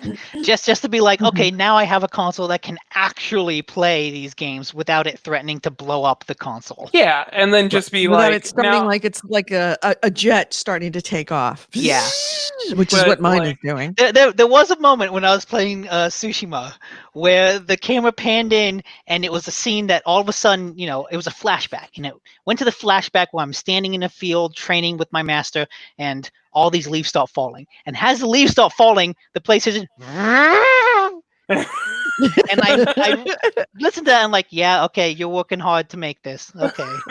Just pat it on the head and be like, yes. Yeah. Only a few more months. Baby. That's good. You can do it. You can do it. The scene is almost over.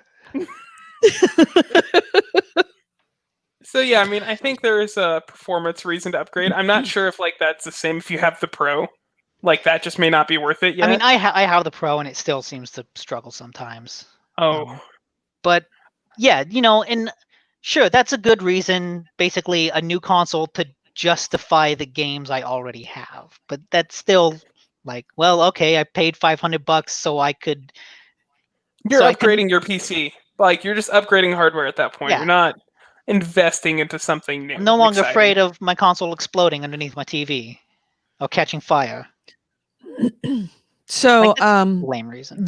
The one, pardon me, the one thing that was shown on the Xbox showcase that I'm calling Shens on, total Shens.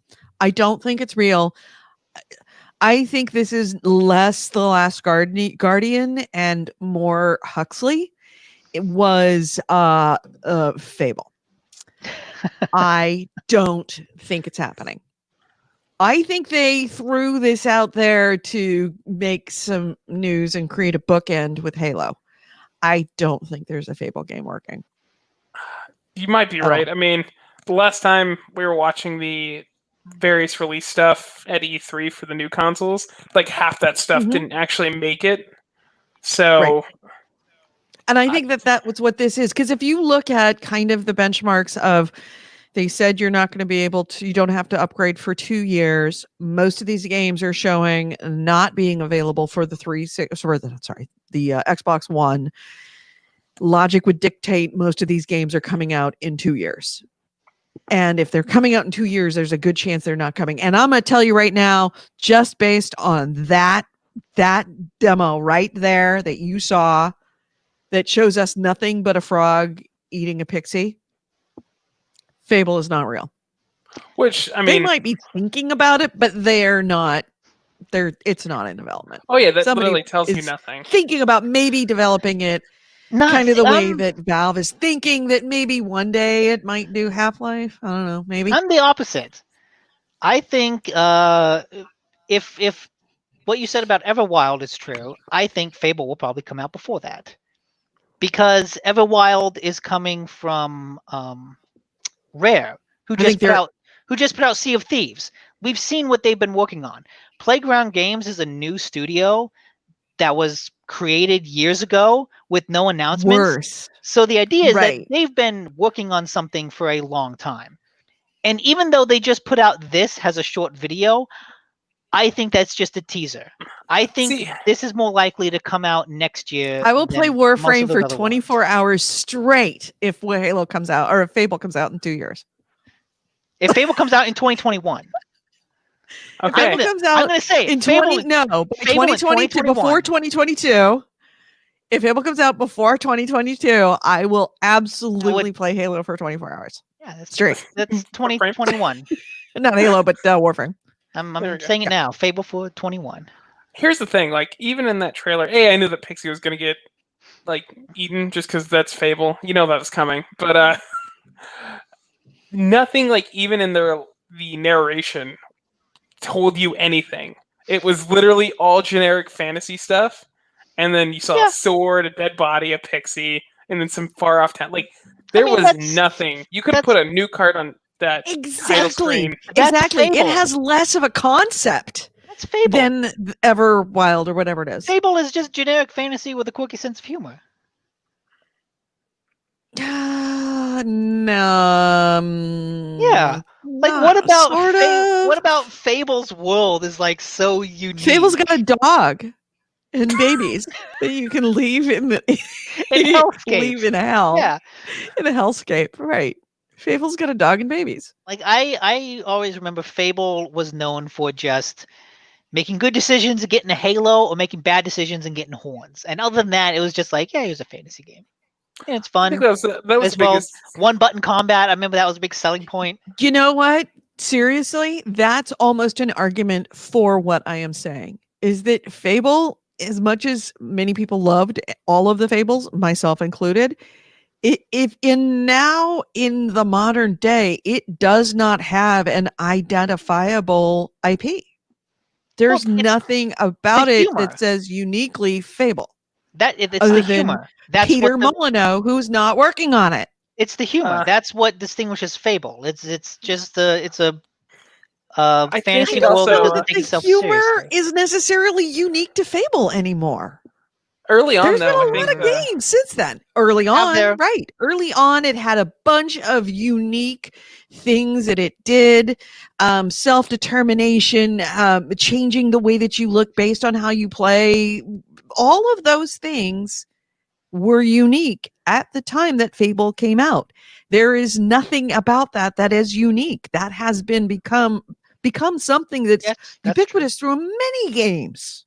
Not only that, but in each that subsequent world, each new Fable that came out seemed less and less. Like, it kept losing its identity outside of the humor. Like, the choices became more generic. The world changed less depending on what you chose. Even the dog, which was completely revolutionary when the dog it first came out, that you could fall in love with your dog, and you did, as Peter promised. That's also something that's dog meat, a thing now. Everything has that. A non-combatant pet. Even combatant pets have that. There's if you put, like, say for example, Fable and Kingdom Come Deliverance next to each other, Kingdom Come Deliverance actually has a stronger brand that says this is uniquely us. whereas Fable doesn't anymore. I think you're wrong, Edie. I think being known as a shitty Connect game is its brand now. That is what it's known for.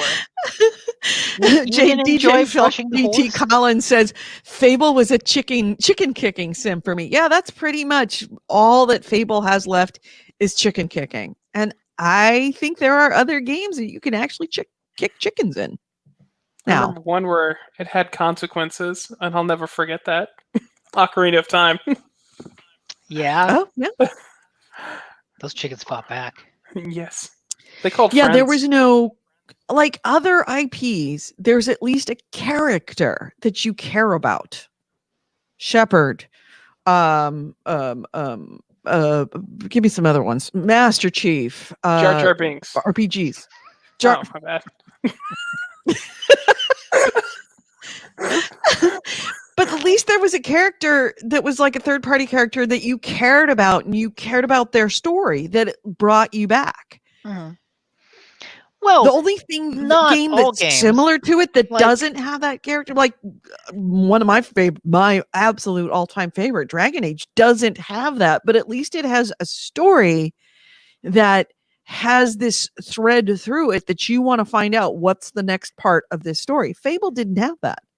No, and ideally that's something they will sell in the next trailer, right? This is a teaser trailer, an announcement trailer. Movies do it all the time. That's basically, hey, look, we're working on this thing. And that's all it says about it.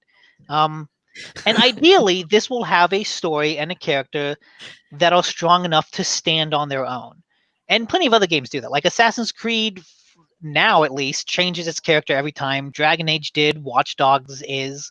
Like, there's plenty of games that introduce new characters in those own games. And they have a story strong enough to justify doing that. And it's just, you, like everything else that we've seen for the past couple months, every announcement basically has an asterisk next to it that says, wait to see more. Mm-hmm. That's what this is. Every announcement is like, hey, are you interested in this? If not, wait and we'll have more to tell you next month. Right. But the fact that they bookended this, they put this at the end, which is the traditional place of saying, oh, and one more thing. And that's when they drop the big announcement, that it was the oh, and one more thing placement of this Fable thing, makes me recognize that Microsoft does not understand even its own IPs. What made Fable unique was Peter Molyneux. Peter Molyneux, it's like nobody played Fable because we cared about the character. Nobody played Fable because we cared about the story. We played Fable because Peter Molyneux had something cool in it. We played Fable because we were promised something revolutionary, and then we were always disappointed afterwards. That was Peter. Exactly. We played that game in order to see the insanity that was him not coming to fruition. So you're saying Fable's defining character is under-delivering. Over-promising and under-delivering. You know, if you could put Fable's IP into a single sentence, yes, that's exactly what it was. And you did it because Peter Molyneux was so crazy, insane, and you just believed him. Well, and there is no Peter, so there is no Fable. Peter Molyneux. There's no one to overpromise something. No, they could already be setting that up. They're promising a new release, and they will undeliver. Exactly. That's true. See? That is the most on-brand Fable thing they could do. Possible. All right. I stand corrected. You're right. But see, it had to be delivered by somebody that we would follow off a cliff, like lemmings. And Peter had that thing. And it's also ignoring the fact that Peter was more than just an idea guy. He was a force of nature. That you would, like I said, follow him off a cliff like a lemming. If Peter said march that direction, you would go in going, Peter, I'm not going to march off the cliff. And 30 minutes later, he'd be like, to the beach, over the cliff. He just had that certain something. And without it, it's just an overpromising and under-delivering, which happens a lot.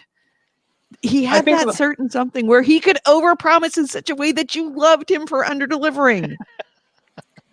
For real, though, I mean, if it does come out, it needs to do it right because it's been so long that the IP hasn't been touched that they could ruin it if they do it horribly wrong. Like if there's they nothing really to ruin. It doesn't have an IP. It has a name. It's not an IP. That's why it's a trademark. That's all it is. It's just a copyrighted trademark name. That's all it is. That's why they named it Fable and not Fable 4, because this is basically a reboot. This is basically, it's been so long since the last game came out. We're going to take this name and all the, vague associations with it and basically make a game like that. Well, you could argue it's similar to like Grand Theft Auto. The Grand Theft Auto was revisited with, it was a game, but when the 3 and Vice City and everything after that was a very different game than the original. Like, you could argue that. Sure. Maybe. Breathe. No, I'm not going to breathe. Somebody's got to rant about this. Fuck you don't tell me what to do. I'm going to hold my breath. This is one of Edie's games. Like, this is one of her favorite series. It was. Well, it was one of my favorite series because it was so unique in that it was not about the series. It was about the crazy, insane developer. It was his. It's hard to describe. You've never been in a room with Peter Molyneux. That was one of the first things I ever did with gaming and did not understand what I was seeing. I was introduced on the same day to sat in a room where Peter Molyneux revealed that you were going to have a dog and you would feel love in a video game. And that was like, no. And then by the end of it, you were like, yes, I will. I will feel love. I want this dog. 30 minutes later, you had absolutely drunk the Kool-Aid. And then later on that day, I was introduced to this brand new IP that was being worked on called Mass Effect. And that was pretty much my first day of working in the game industry. So it was kind of a legendary moment on a lot of levels. So yeah, it was crazy. And I'm of that day, the most impressed I was ever. And to this day, I kind of stand in awe of how I walked in as a newbie and seeing this thing called Fable and being told by this insane man that I would feel love from a video game and sitting back in my chair and going, really? And by the end of it, going, I want this game so bad. I want this dog. I want to feel love. Take me there, Peter. I will follow you anywhere. I think you should go replay Fable 2. I should. It's a terrible game. You need that dog love. I need that dog love. Yeah. Clearly. Yes, I was. Corey Wallace says, wasn't that the same day you were bitching about James Cameron's big head in the way and him not shutting up so you could hear? Maybe. No, that was E3 at the Ubisoft. This was it was a small Microsoft thing in downtown San Francisco, and I want to say I also met somebody else. I think, as I recall, going back to that, because it was a 2-day event, and I think on the second day I met Konami. Met Metal Gear Solid. Kojima? Kojima. I met Kojima that day as well. Had no idea who it was. Kojima. Yep. Kojima. Yep. I met Kojima that day. Had no idea who it was. I know. In his hotel room. I did an interview with him. It's good times. So, anyway, we have done this stuff. Anything else we want to talk about with the Xbox Live Showcase? No, I came away from it thinking like that's a good lineup of games. I'm interested in it. Okay. And like I said before, I'm glad that Microsoft is at least giving details about what their new service is, even if there are gaps in that service. Even last week we talked about how their xCloud is going to be joined into the Game Pass thing. Like knowing how that service will play out and how I will be paying for it and what I will be getting on a day-to-day basis. I like knowing that. And all these games are supposed to launch on that service. Yes, yeah, and so at the very least, even if these aren't coming to Xbox One, they will at least all be available on Game Pass. So yeah, I like knowing those details, and I'm waiting for Sony to follow up with similar detailing. Oh, one other thing that I wanted to bring up that we didn't talk about so far that was revealed was Psychonauts 2. Psychonauts 2. Oh, they talked about that before. They talked about it, but we actually got some of the. No, that's not it. I wish. Wow, the game's changed. Yeah, I know. Here we go. Clearly, Tim Schafer needs to lay off the drugs. No, I think it's no. Take more. Yeah, no, it is way. I mean, Psychonauts was always kind of like a crazy game. It is absolutely full on LSD trip. I will take this trip just to hear Jack Black sing. Really? I was actually unimpressed with that. Oh, I've always loved him, so. Yeah, Tenacious D is pretty good. Tenacious D is pretty good, but still, I'm not quite so sure about this one. This one seems just a wee bit over the top. We'll see. Well, also keep in mind that this is one level, and the whole conceit of Psychonauts is that everyone's head is different. Yeah, that's true. But yeah, so Psychonauts 2. I'm all right with it. You guys have both played Left 4 Dead, right? Mm-hmm. Oh yeah. There was a game I prefer Left 4 Dead than to Left 4 Dead 2. That, if that says something about me. I did not like Left 4 Dead 2 nearly as much. Surprising enough, Left 4 Dead 2 is still like one of the highest played games on Steam. Even Doesn't like surprise me. Part of that is that it has like an insane modding community. Like insane. They make entire levels like Minecraft levels and all sorts of stuff. It's nuts. But there was a game by Fat Shark who makes Vermintide games, the Vermintide Warhammer games, and it was a what was it called here? Warhammer 40k Darktide, and right, it was just a teaser. But if they stick to the formula of what they did in Vermintide, what you're looking at is essentially a Left 4 Dead game, and possibly some RPG elements of like new guns, like skills, stuff like that. But if you're looking for that kind of game, look forward to that, because that's going to be pretty cool. Yeah, I heard people say that they're disappointed it wasn't called Left 40k Dead. Yeah, it's probably going to be incredibly accurate. Like, they showed nothing of the game, but Vermintide and Vermintide 2 are such copies. They're basically tributes to Left 4 Dead. It's basically a new Vermintide game. And you know what that gameplay's like. So even if they didn't show any gameplay, you can assume. But they're going to have guns, like real guns in it. So assume it's going to be closer to Left 4 Dead than necessarily Vermintide. But that's going to be interesting, because I've always loved that style. Vermintide 2 was pretty great.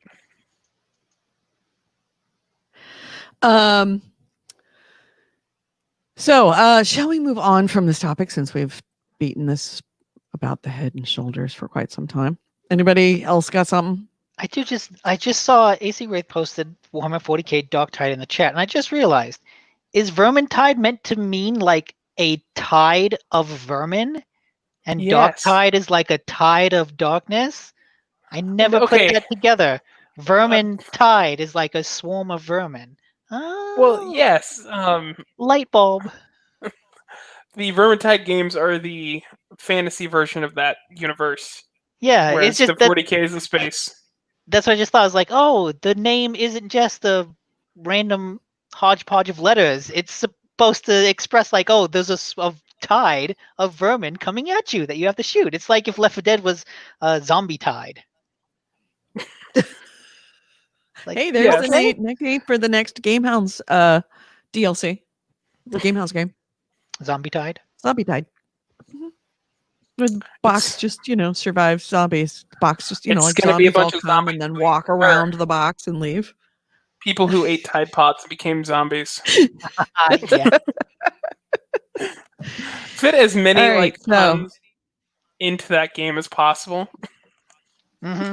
Do you want to hit the Ubisoft news?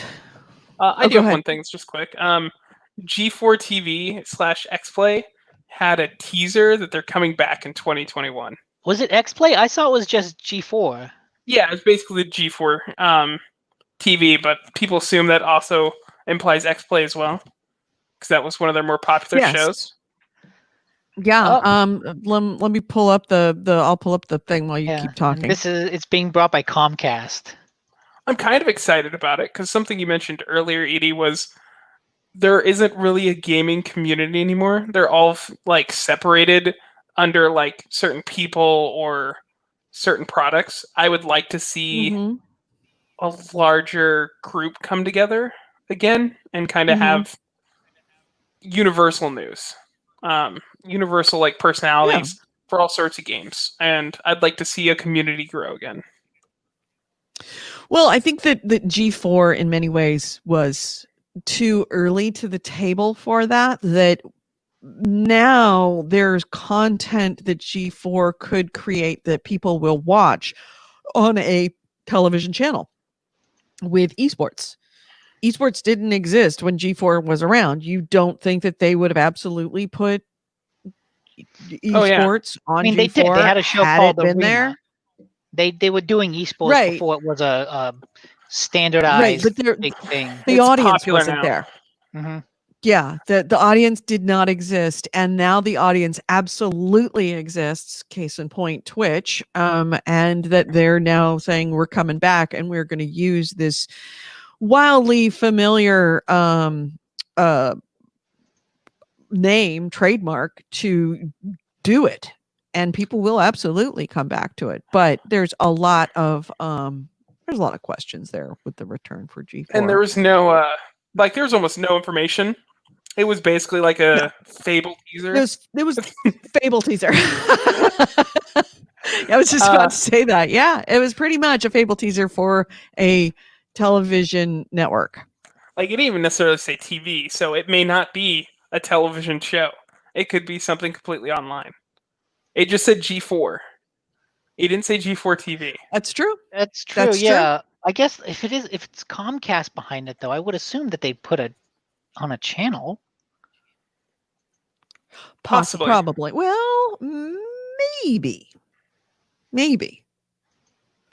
I don't know. It's a really good question. They might bundle it with a bunch of other stuff on their cable platforms, but the question is, are people... There's a lot of people that are cutting their cable for good reasons. I haven't had you cable can find for everything available on stream anyway, and what they would have to do is pull people away from Twitch in order to watch television. And that's a good question.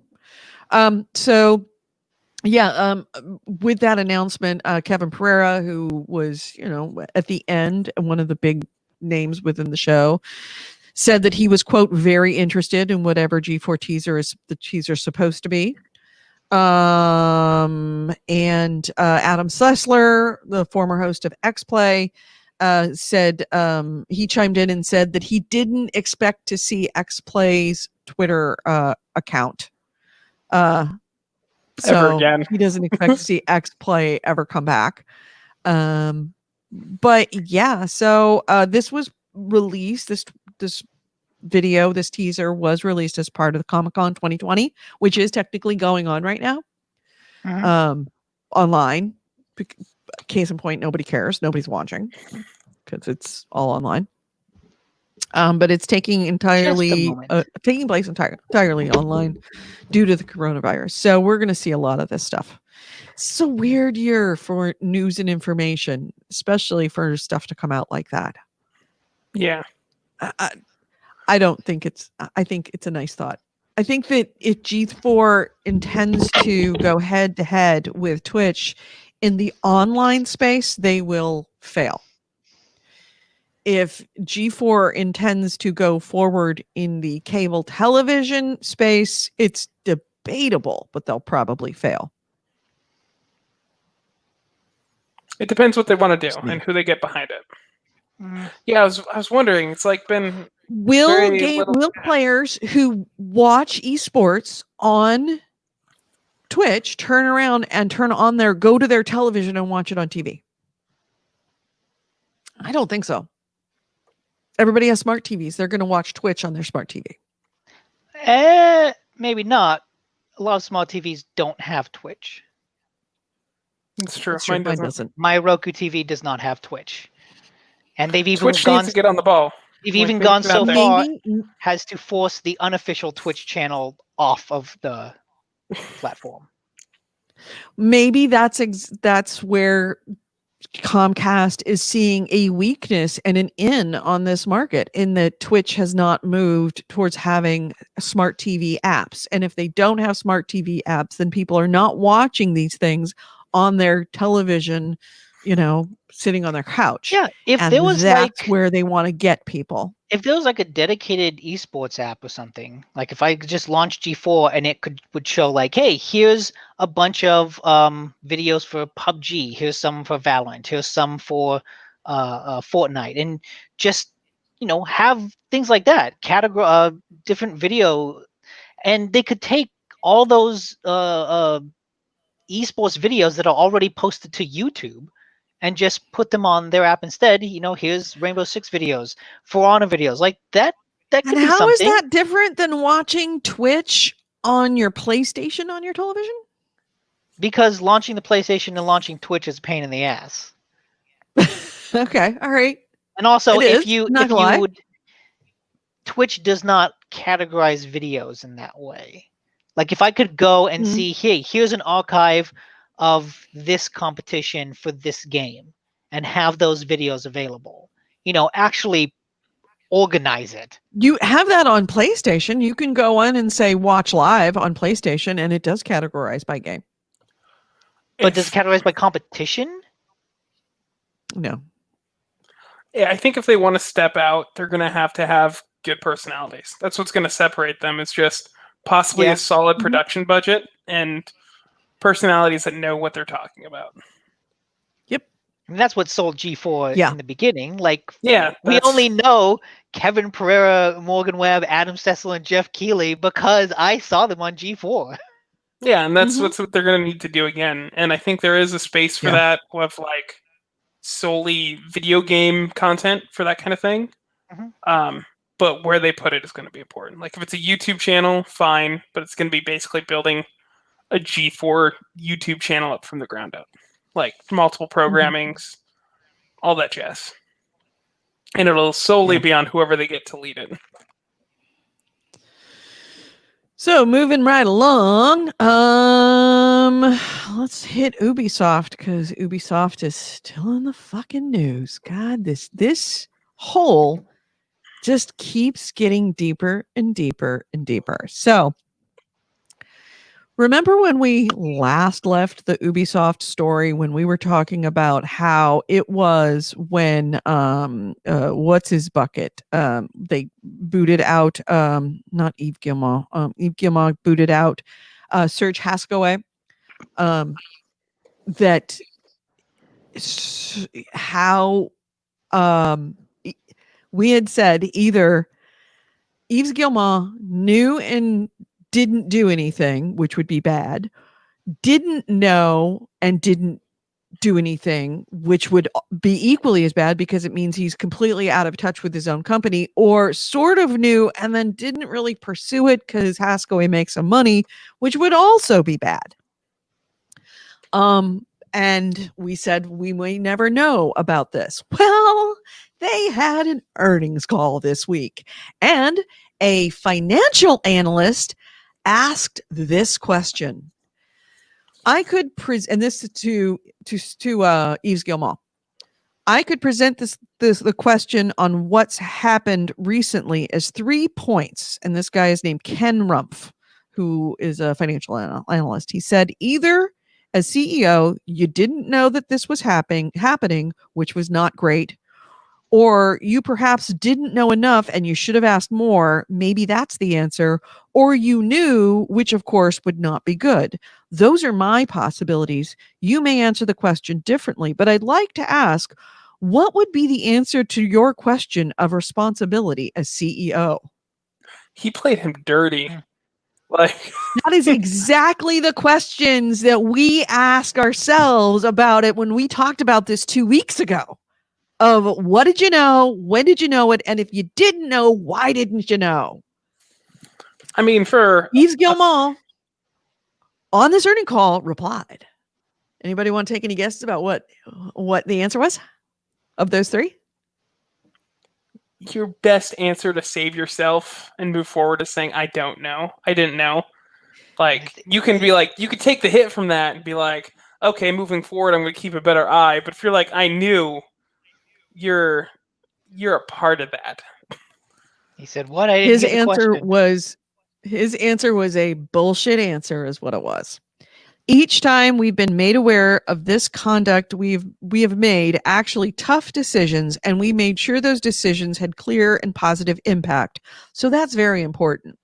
It has now become clear that certain individuals betrayed the trust I placed in them and have not lived up to Ubisoft's shared values.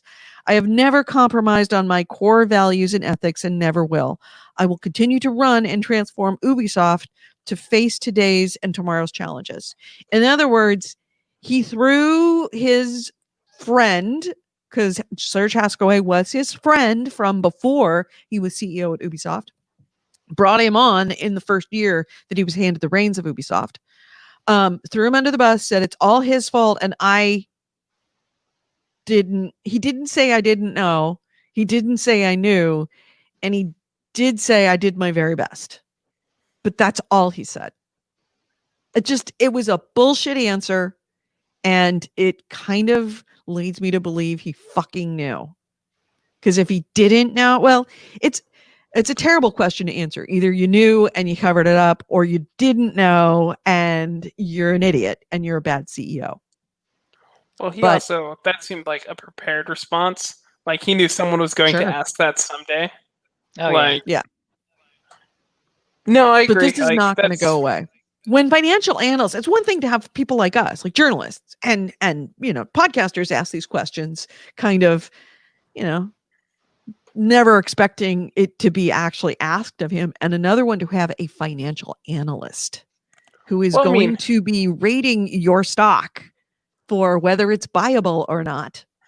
That's why he probably did it with all the turmoil. He's like, all right, if I can get him to answer this, it's better that he answers that now so that they can make a choice rather than like investing and then later him having to answer and then them taking the hit. Right. Because he's not asking because he wants the answer. He's asking to try to figure out if this is a good company and how deep this is going to go. And the answer was, it's going to go deeper because I don't have a good answer for you. Along those same lines, this week we had fresh accusations of sexism and misogyny. It again being laid at the feet of Serge Haskaway. New claims include the reduction in screen time for female characters in Assassin's Creed games, where they were originally pitched as to be female, and that they were either removed or cut down considerably because Serge Haskaway wouldn't allow it because women don't sell. I heard it was basically with Odyssey, you could choose between male or female. And Cassandra, what I got is and Alexios. Originally, they just wanted Cassandra. She would have been the main character. Mm-hmm. But Serge is like, no, women don't sell. You have to add in a guy. And so they did, which is funny because universally, people that have played that game have said, yeah, Cassandra's the better character. Right. And it wasn't just in Odyssey; it was also in Origins. That the original pitch was to injure or kill off Bayek, and really? his wife Aya would be playing. You would be playing Aya. And again, Serge Haskaway said, "Fuck that! Nope, we're having the guy because guys won't play women. Women don't sell." I think that's just like blatantly untrue. I mean, take Mass Effect. Like, Yeah. you ever want a good example of that? Like, Femme Shepard became almost iconic for Shepard more than male Shepard.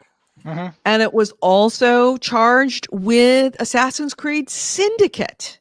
That Evie was supposed to be the main character in favor of her brother Jacob, and then they said, "Nope, women won't sell. Make Jacob the main character." Well, that one's more of a twofer.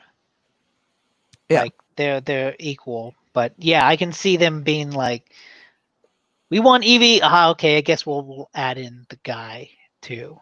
Yeah. I think at that point that has just been proven to be untrue. Like, if anyone's still thinking that, they have very narrow views of like game development at this point. Right. So Jason Schreier, who is formerly of Last of Us, Horizon Zero Dawn. Yeah. Didn't get a lot of traction, but Hellblade, that was actually in the sequel, was in the Xbox event, but that game did pretty well, and like it was pretty surprisingly well for a game that I thought was like okay at best. Apparently, it's done a lot better than okay. So Jason Schreier. I did not know this until this week, but Jason Schreier is no longer with Kotaku. Was it Kotaku? Yeah, he's no longer with Kotaku. He's with Bloomberg, which is a huge step up for him. But and he's the one that has been like digging deep and finding more and more stuff all buried under the surface and just going after him. So, and by the way, all of these things that he charged, he says that he uncovered, and that Serge Haskaway actually said women don't sell, quote unquote, have been confirmed by writers, actors, and developers on Twitter, all of them claiming that their roles, characters, and work were reduced instead to prominently feature male leads. And in light of that, Ubisoft's public relations director, Stone Chin, was terminated this week. Again, another loss from the company. This is due to misconduct allegations. This time not sexual, although he had been accused of sexual harassment. It was actually because it was this is what Stone Chin said on Twitlonger. My employer told me that the reason for my termination was its conclusion that I've failed to uphold the company's code of conduct over the course of my career in the company. He said that he had not been accused of sexual harassment or found the sexual harassment allegations that had been made to him in the past were not well-founded, or at least not actionable, but he did create a passive-aggressive management style. He had a tendency to give coworkers the cold shoulder, and in 2 instances, he purposefully ignored coworkers who had denied his request to go on a date. So he had asked them to go on dates with them. They had said no, and he gave, essentially used passive-aggressive, really shitty things and ignored them. So because they wouldn't go out with him on a date. He has actually publicly apologized. He has said that he takes full responsibility for his shortcomings.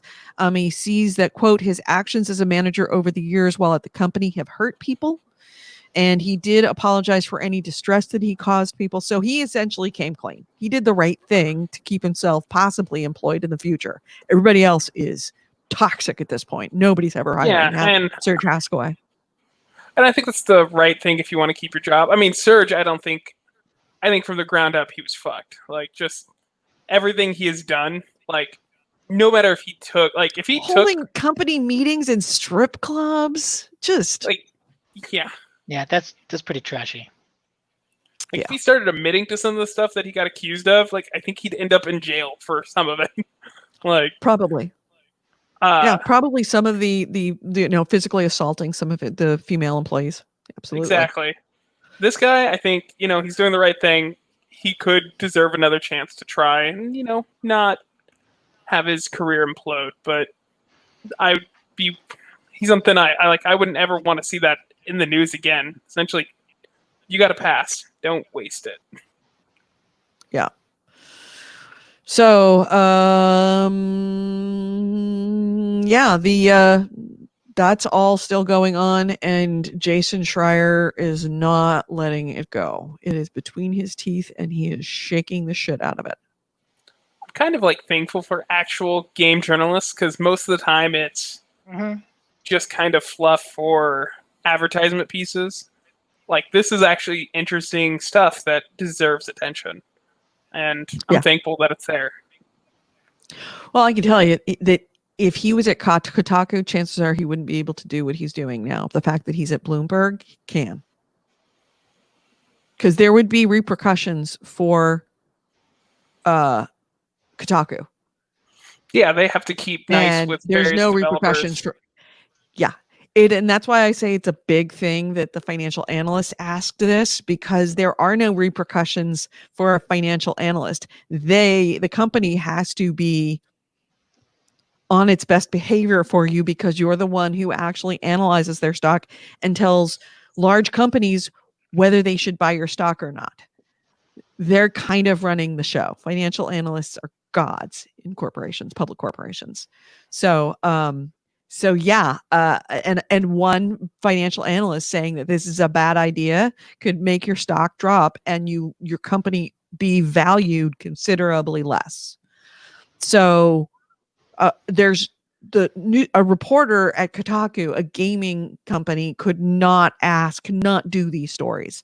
A reporter at Bloomberg absolutely can. And Bloomberg is the kind of company that will absolutely support their guys to do these stories. So, I mean, I'm sure he had these stories all sitting in his file, unable to do them until he got out of the gaming-centric media. I don't think so. I think he's posted a lot of stuff on Kotaku.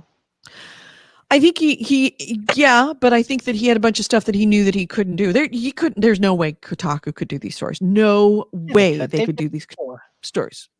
They've done it before for smaller companies, but not. They haven't. They've done it for big companies plenty of times. I don't think not at this scale. Well, that's also because I don't. Like, someone of his stature, like, hasn't been called out in this scale before. Mm-hmm. Yeah. And I think that it's probably a combination of stature and scale that was not possible on Kotaku. Or it would be harder. It was absolutely possible. Say not possible.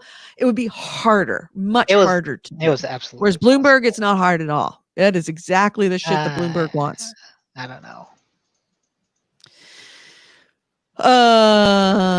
Let's see. The Kotaku story was allowed amid backlash. The U.S. Army retreats from Twitch. Oh, yes. If you guys want to hit that, U.S. Army is no longer doing their essentially recruitment on Twitch. Yeah, they will. They got memed to death. They literally got memed to death. Kind of. I remember the fact that people started asking them about war crimes, and then they blocked those users. That kind of went viral, and then people like, this is technically a First Amendment violation because it's the government itself blocking me from talking. So basically, don't put your recruiting on a public platform. You will get destroyed. Yeah. Yep. Yeah. Let's see what else you guys have. Not a whole lot. There's a huge. There's a big old summer sale going on PSN at the moment. There's a couple games that I'll have to talk to you about to see if you want to play later. But it's nice to see. prices? No, Games I don't or have prices that you prices. can? If you care, you can go look. Just know there's a big sale going What on kind now. of shitty, lazy bullshit is that, Nick? Because there's too many to list. It's a huge I think what's more important is just when these consoles first came out and there was this whole push to go digital platforms, a lot of the fear is like, oh shit, you can't get games for cheap anymore, like you could at GameStop or Target or Amazon or eBay, anything like that. Maybe they'll go the Steam route and have big sales. And I am glad that that fact has proven true. The fact that Sony and Microsoft have each picked up that, hey, if you hold these big sales on digital games, people will come to your platform and will be more invested in investing in your digital platform. And so that is a good thing. So let me show you how this is done, son. It's just a bunch of Right fucking now, there's numbers and titles. There's a big sale right now on Epic Games. Here's your Epic Game sale. First off, we got Assassin's Creed Origins. It's normally $60. It's now $12. In fact, Assassin's Creed Odyssey normally $60. Like a 4-year-old game. Who cares about $19.79. that? A 2-year-old game. Who cares about that? Borderlands 3, Celeste, Civilization 4. The Platinum Edition is actually a really good deal. It's normally $80. It's now $40. Far Cry Primal and Far Cry 3. Shit, Far Cry 3 Primal's $3. Far Cry 3 is $3. Far Cry Primal is $6 right now. Normally $20 and $30 respectively. So a good deal. Other really good days, Limbo normally $10, now $2.29. Outer Wilds is normally $25, now $16.24. $16.24 on the Epic Game Store right now. And Outer Worlds normally $60, now $30. Is that all Rainbow of them? Six Siege is $8. Tons of them. Jedi Fallen Order $30, normally $60. I'm gonna make you list every game on sale for giving me shit. Oh, you do not want to do this right now, son. Come on. I know it's a lot. You wanted to list them out. Where's the days when I just pick up a game to play, like just any random one, just to play some video games? So like buying Far Cry 3 at that point, just because you want something to play, would be a good deal. There you go. Far Cry 3 was also there you are, right there. Far Cry 3 was also a very good game. So was Primal. Primal was like a good game of that genre, of that type. Is that it? Is that every game? That's a quick look. That's the best of them. Yeah, no, I don't want a quick look. Click on that fucking link and tell me every single one. Yeah, I'm going to put them in really big font for you. You're still giving the quick look. The quick look, that's not what I'm looking for. You're giving me shit about not going into details. You're giving me shit. I'm actually literally bringing you links, asshole. But they're just like, hey, here's 20 of the 200 games. Like that's the thing. I'm not gonna list out all 200. No, I think it was actually 300 games on the PSN sale. That's no, repetitive but you can at least and redundant. Have a screen to show me what the games are. I have lost you. There we go.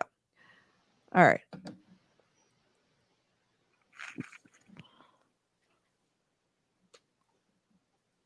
There you go, asshole. There it is. There's all the games. I've at least brought you the screenshot. Okay. Keep scrolling. I'm scrolling. Mm-hmm. This is wonderful radio. God, wonderful you are radio. Such a dick. You are a lazy person, and then you call me out for not being lazy. Like I've done something I'm not being wrong. lazy. I feel like it's more useful for our time so that we don't go to 3 hours to give people the news that there is currently a big sale going on this platform. And if they are interested, they can go check out the individual titles rather than spending a lot of time listing those individual titles, which they would find anyways going there. I think it's a better use of our time and platform to simply say, you should go check this out. You're a bad person. So anything Anything else? Anything else we want to close out this show? Yeah, you might still have a $10 coupon if you participated in Epic's mega sale. Yep, that's absolutely true, AC Wraith. So many of these games, if you look at the stream of all these games, many of these games are under $10. Several of them are under $5. So you could actually get multiple games for free, including, hey, look at that Super Hot for $9.99. Some lazy person thinks it's the greatest game ever made. I said one of the best action games. So there's the link. So you know what? We're starting to roll down, running out of speed. Anybody else have anything before we close out the show? That's all I have. Nope. Yeah, you know what? There is some terrible lag ever since we've gone to Twitch. There's lag between you and me, so it's been making the conversation awkward. I got to figure out why that is so that we can not have that. So anyway, let's close out the show. First off, this has been the GameHounds podcast. Thank you so much for joining us. Everybody in the chat room, you've been awesome. Thank you for joining us. If you're your first time watching us on Twitch, please like and subscribe us on Twitch. We would love to have you back. Next week, we do this show live at 2 p.m. Pacific, 5 p.m. Eastern, every Sunday on Spreaker. Normally not today, but Spreaker is the audio show. You can go to Spreaker.com and listen to us do it live. Or if you want to listen to us after the fact and just the audio version, you can go to iTunes or iHeartRadio. We are available there. If you do listen to us as a podcast, please leave us feedback on iTunes. That would be very helpful. It lets other people find us super easy because, more activity gets you higher listed. And that's always a good thing. But if you want to watch us, we are broadcasting now live, what you see right here, at Twitch TV. That's twitch.tv/the GameHounds, and also on YouTube at GameHounds Vids. That's GameHounds VIDS as in videos. Check us out live. You can comment in the chat room, and when you comment, it comes to us. No matter where you're commenting from, we will see it and be able to respond. Thank you very much, AC Wraith, for providing all of the links to everything that we talked about, even some of the things we just mentioned once or twice. Thank you for doing that. Now, if you want to get a hold of us, our website is gamehounds.net. Our email is gamehounds@gmail.com. We would love to hear from you if you ever have any feedback or want to chat with us. And finally, don't forget our Patreon. Our Patreon is patreon.com/gamehounds. $1 a month is all we ask. It pays for this video feed. Everything else I'm going to pay for out of my pocket because why not? But this would be very nice if I don't have to pay nearly as much as I have to pay every month for this show. So thank you. And for all of our existing patrons, thank you for doing it. It makes this whole video thing possible. Nick, Goalie, thank you so much for joining me on the show today and next week. Sorry, did I just call you Goalie? I'm sorry. Nick, Andrew, sorry. I've been doing that for 12 fucking years. This may be my last show. I've been doing it for 12 years. It's a hard habit to break, my friend. Insult. Oh, that's offensive. It's not really an insult. Goalie's great. So offensive. Oh, and just in case for all of you really old school GameHounds fans, as I said, I came across a whole host of a ton of old promos. And like promos and recordings and ads, like a Netflix ad that I did back when it was a free trial and $4.99 a month. So I'm actually thinking of putting up a Spotify playlist that's all of our old promos and ads that I find, just so that you can enjoy them, because some of them are fucking hilarious. Like I listen to them and they just make me laugh. Like the one I did. What was the one that I did about my drunk ass daddy? Did you listen to that one, Nick? I don't think so. The GTA. You blew up my phone, and I was the GTA one. Yeah, that was fantastic. Huh. Where the hell that one came from? Did you write that whole script, or did you have someone give you? You No. did. I wrote that script and performed it, and like that's me as the little kid. That's amazing. I can't. I listened to it. I'm like, did I write that? I must have written it. So nobody else wrote it for me. So yeah, so you wrote those, and those were promos that those companies asked for. Well, GTA, I don't think Grand Theft Auto did. Okay, but I don't know did. what the concept was about that whole thing with my drunk ass daddy with the GTA thing. But yeah, Netflix was absolutely an ad in the early days of Netflix. When you're like, I'm going to make money off of this. Right. I decided I was going to make the world's most annoying Netflix ad ever, and I did. So I'm going to put all of these promos together. And that was a time when Netflix was like, "Yeah, come on, anybody, please, anybody, please." Right. Platform. When they went to Libsyn and said, "Hey, we want to put our ads on all these podcasts on Libsyn." Yeah, crazy, huh? Way back when you get Netflix on a DVD. But that what it was. It wasn't even streaming; it was DVDs. Mm-hmm. The GTA one in particular, if that played on the radio, like in GTA, I would not have second guessed it for a minute. It was beautiful. If maybe that's that alone, everyone go find this. Let's see if I can find it. What was it? What was it called? Do I remember what it was called? GTA I must have it. I know I sent it to you on my phone. You know what? Yeah, I have it on my phone. I'm gonna play it. If you are under the age of 18, if this is gonna be mature content, all right. So please walk away. I don't know. I think we learned talking with Andrew earlier that all warnings don't do anything. No. Yeah. I mean, that's the whole point of the opening, right? Is she gives the warning and she's like, "Go tell your parents." Like, yeah, that's true. We did our part. We put the disclaimer up there. We can't be held responsible for what listeners do. Yeah, all right, let me see where it is. Is it here? Yeah, that's the Digital Cowboys. There we go. The GTA promo. You ready? This is amazing. No, that's not it. Last week on that's the not it. Wait, why are you playing that one? No. That's the Bobby, why are you crying? My mommy's in the hospital. Was she in an accident? No, she said having me wrecked her waistline and she's going under the knife, so Daddy will love her again. I just don't understand. When your children don't understand complex adult situations like cosmetic surgery, they get scared.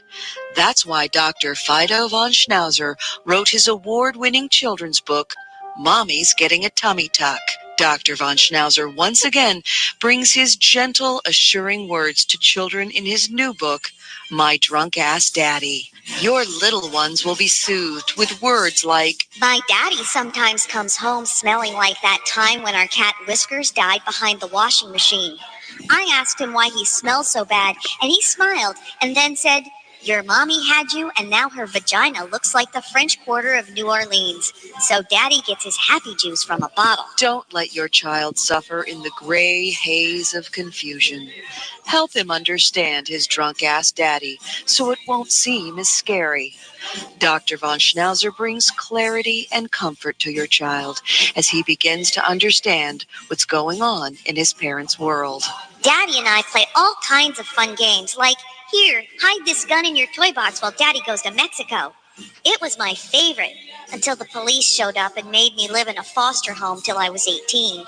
I listen to emo music now and cut myself. Get My Drunk Ass Daddy today at any fine book retailer in Liberty City. You'll be glad you did. Thanks, Dr. von Schnauzer. You made it all better.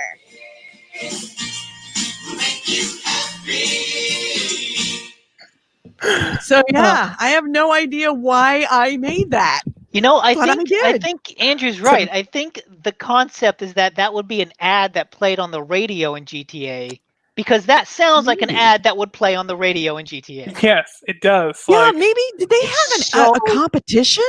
So sounds like that. And it was a masterpiece. Yeah, they might have had a competition for, ads to put on Grand Theft Auto. That might have been something I entered. Maybe. Well, it's Liberty City, so I think that was 4. Yeah. It would be 4. Yeah, No, and I played the first all one of the was roles. also I Liberty City. wrote it, 3. performed it, produced it, the whole 9 yards. Well, it is a glorious masterpiece. If nothing else, the world is better that it is in it. Yeah. So hopefully this doesn't get us kicked off of Twitch. So anyway, shall we close out the rest of the show? Thank you so much, everybody. We'll talk to you next week. See you back here. You know where to find us. Don't forget to like and subscribe. And like and subscribe, whether you're on Twitch or YouTube. Like and subscribe. Bye, everyone.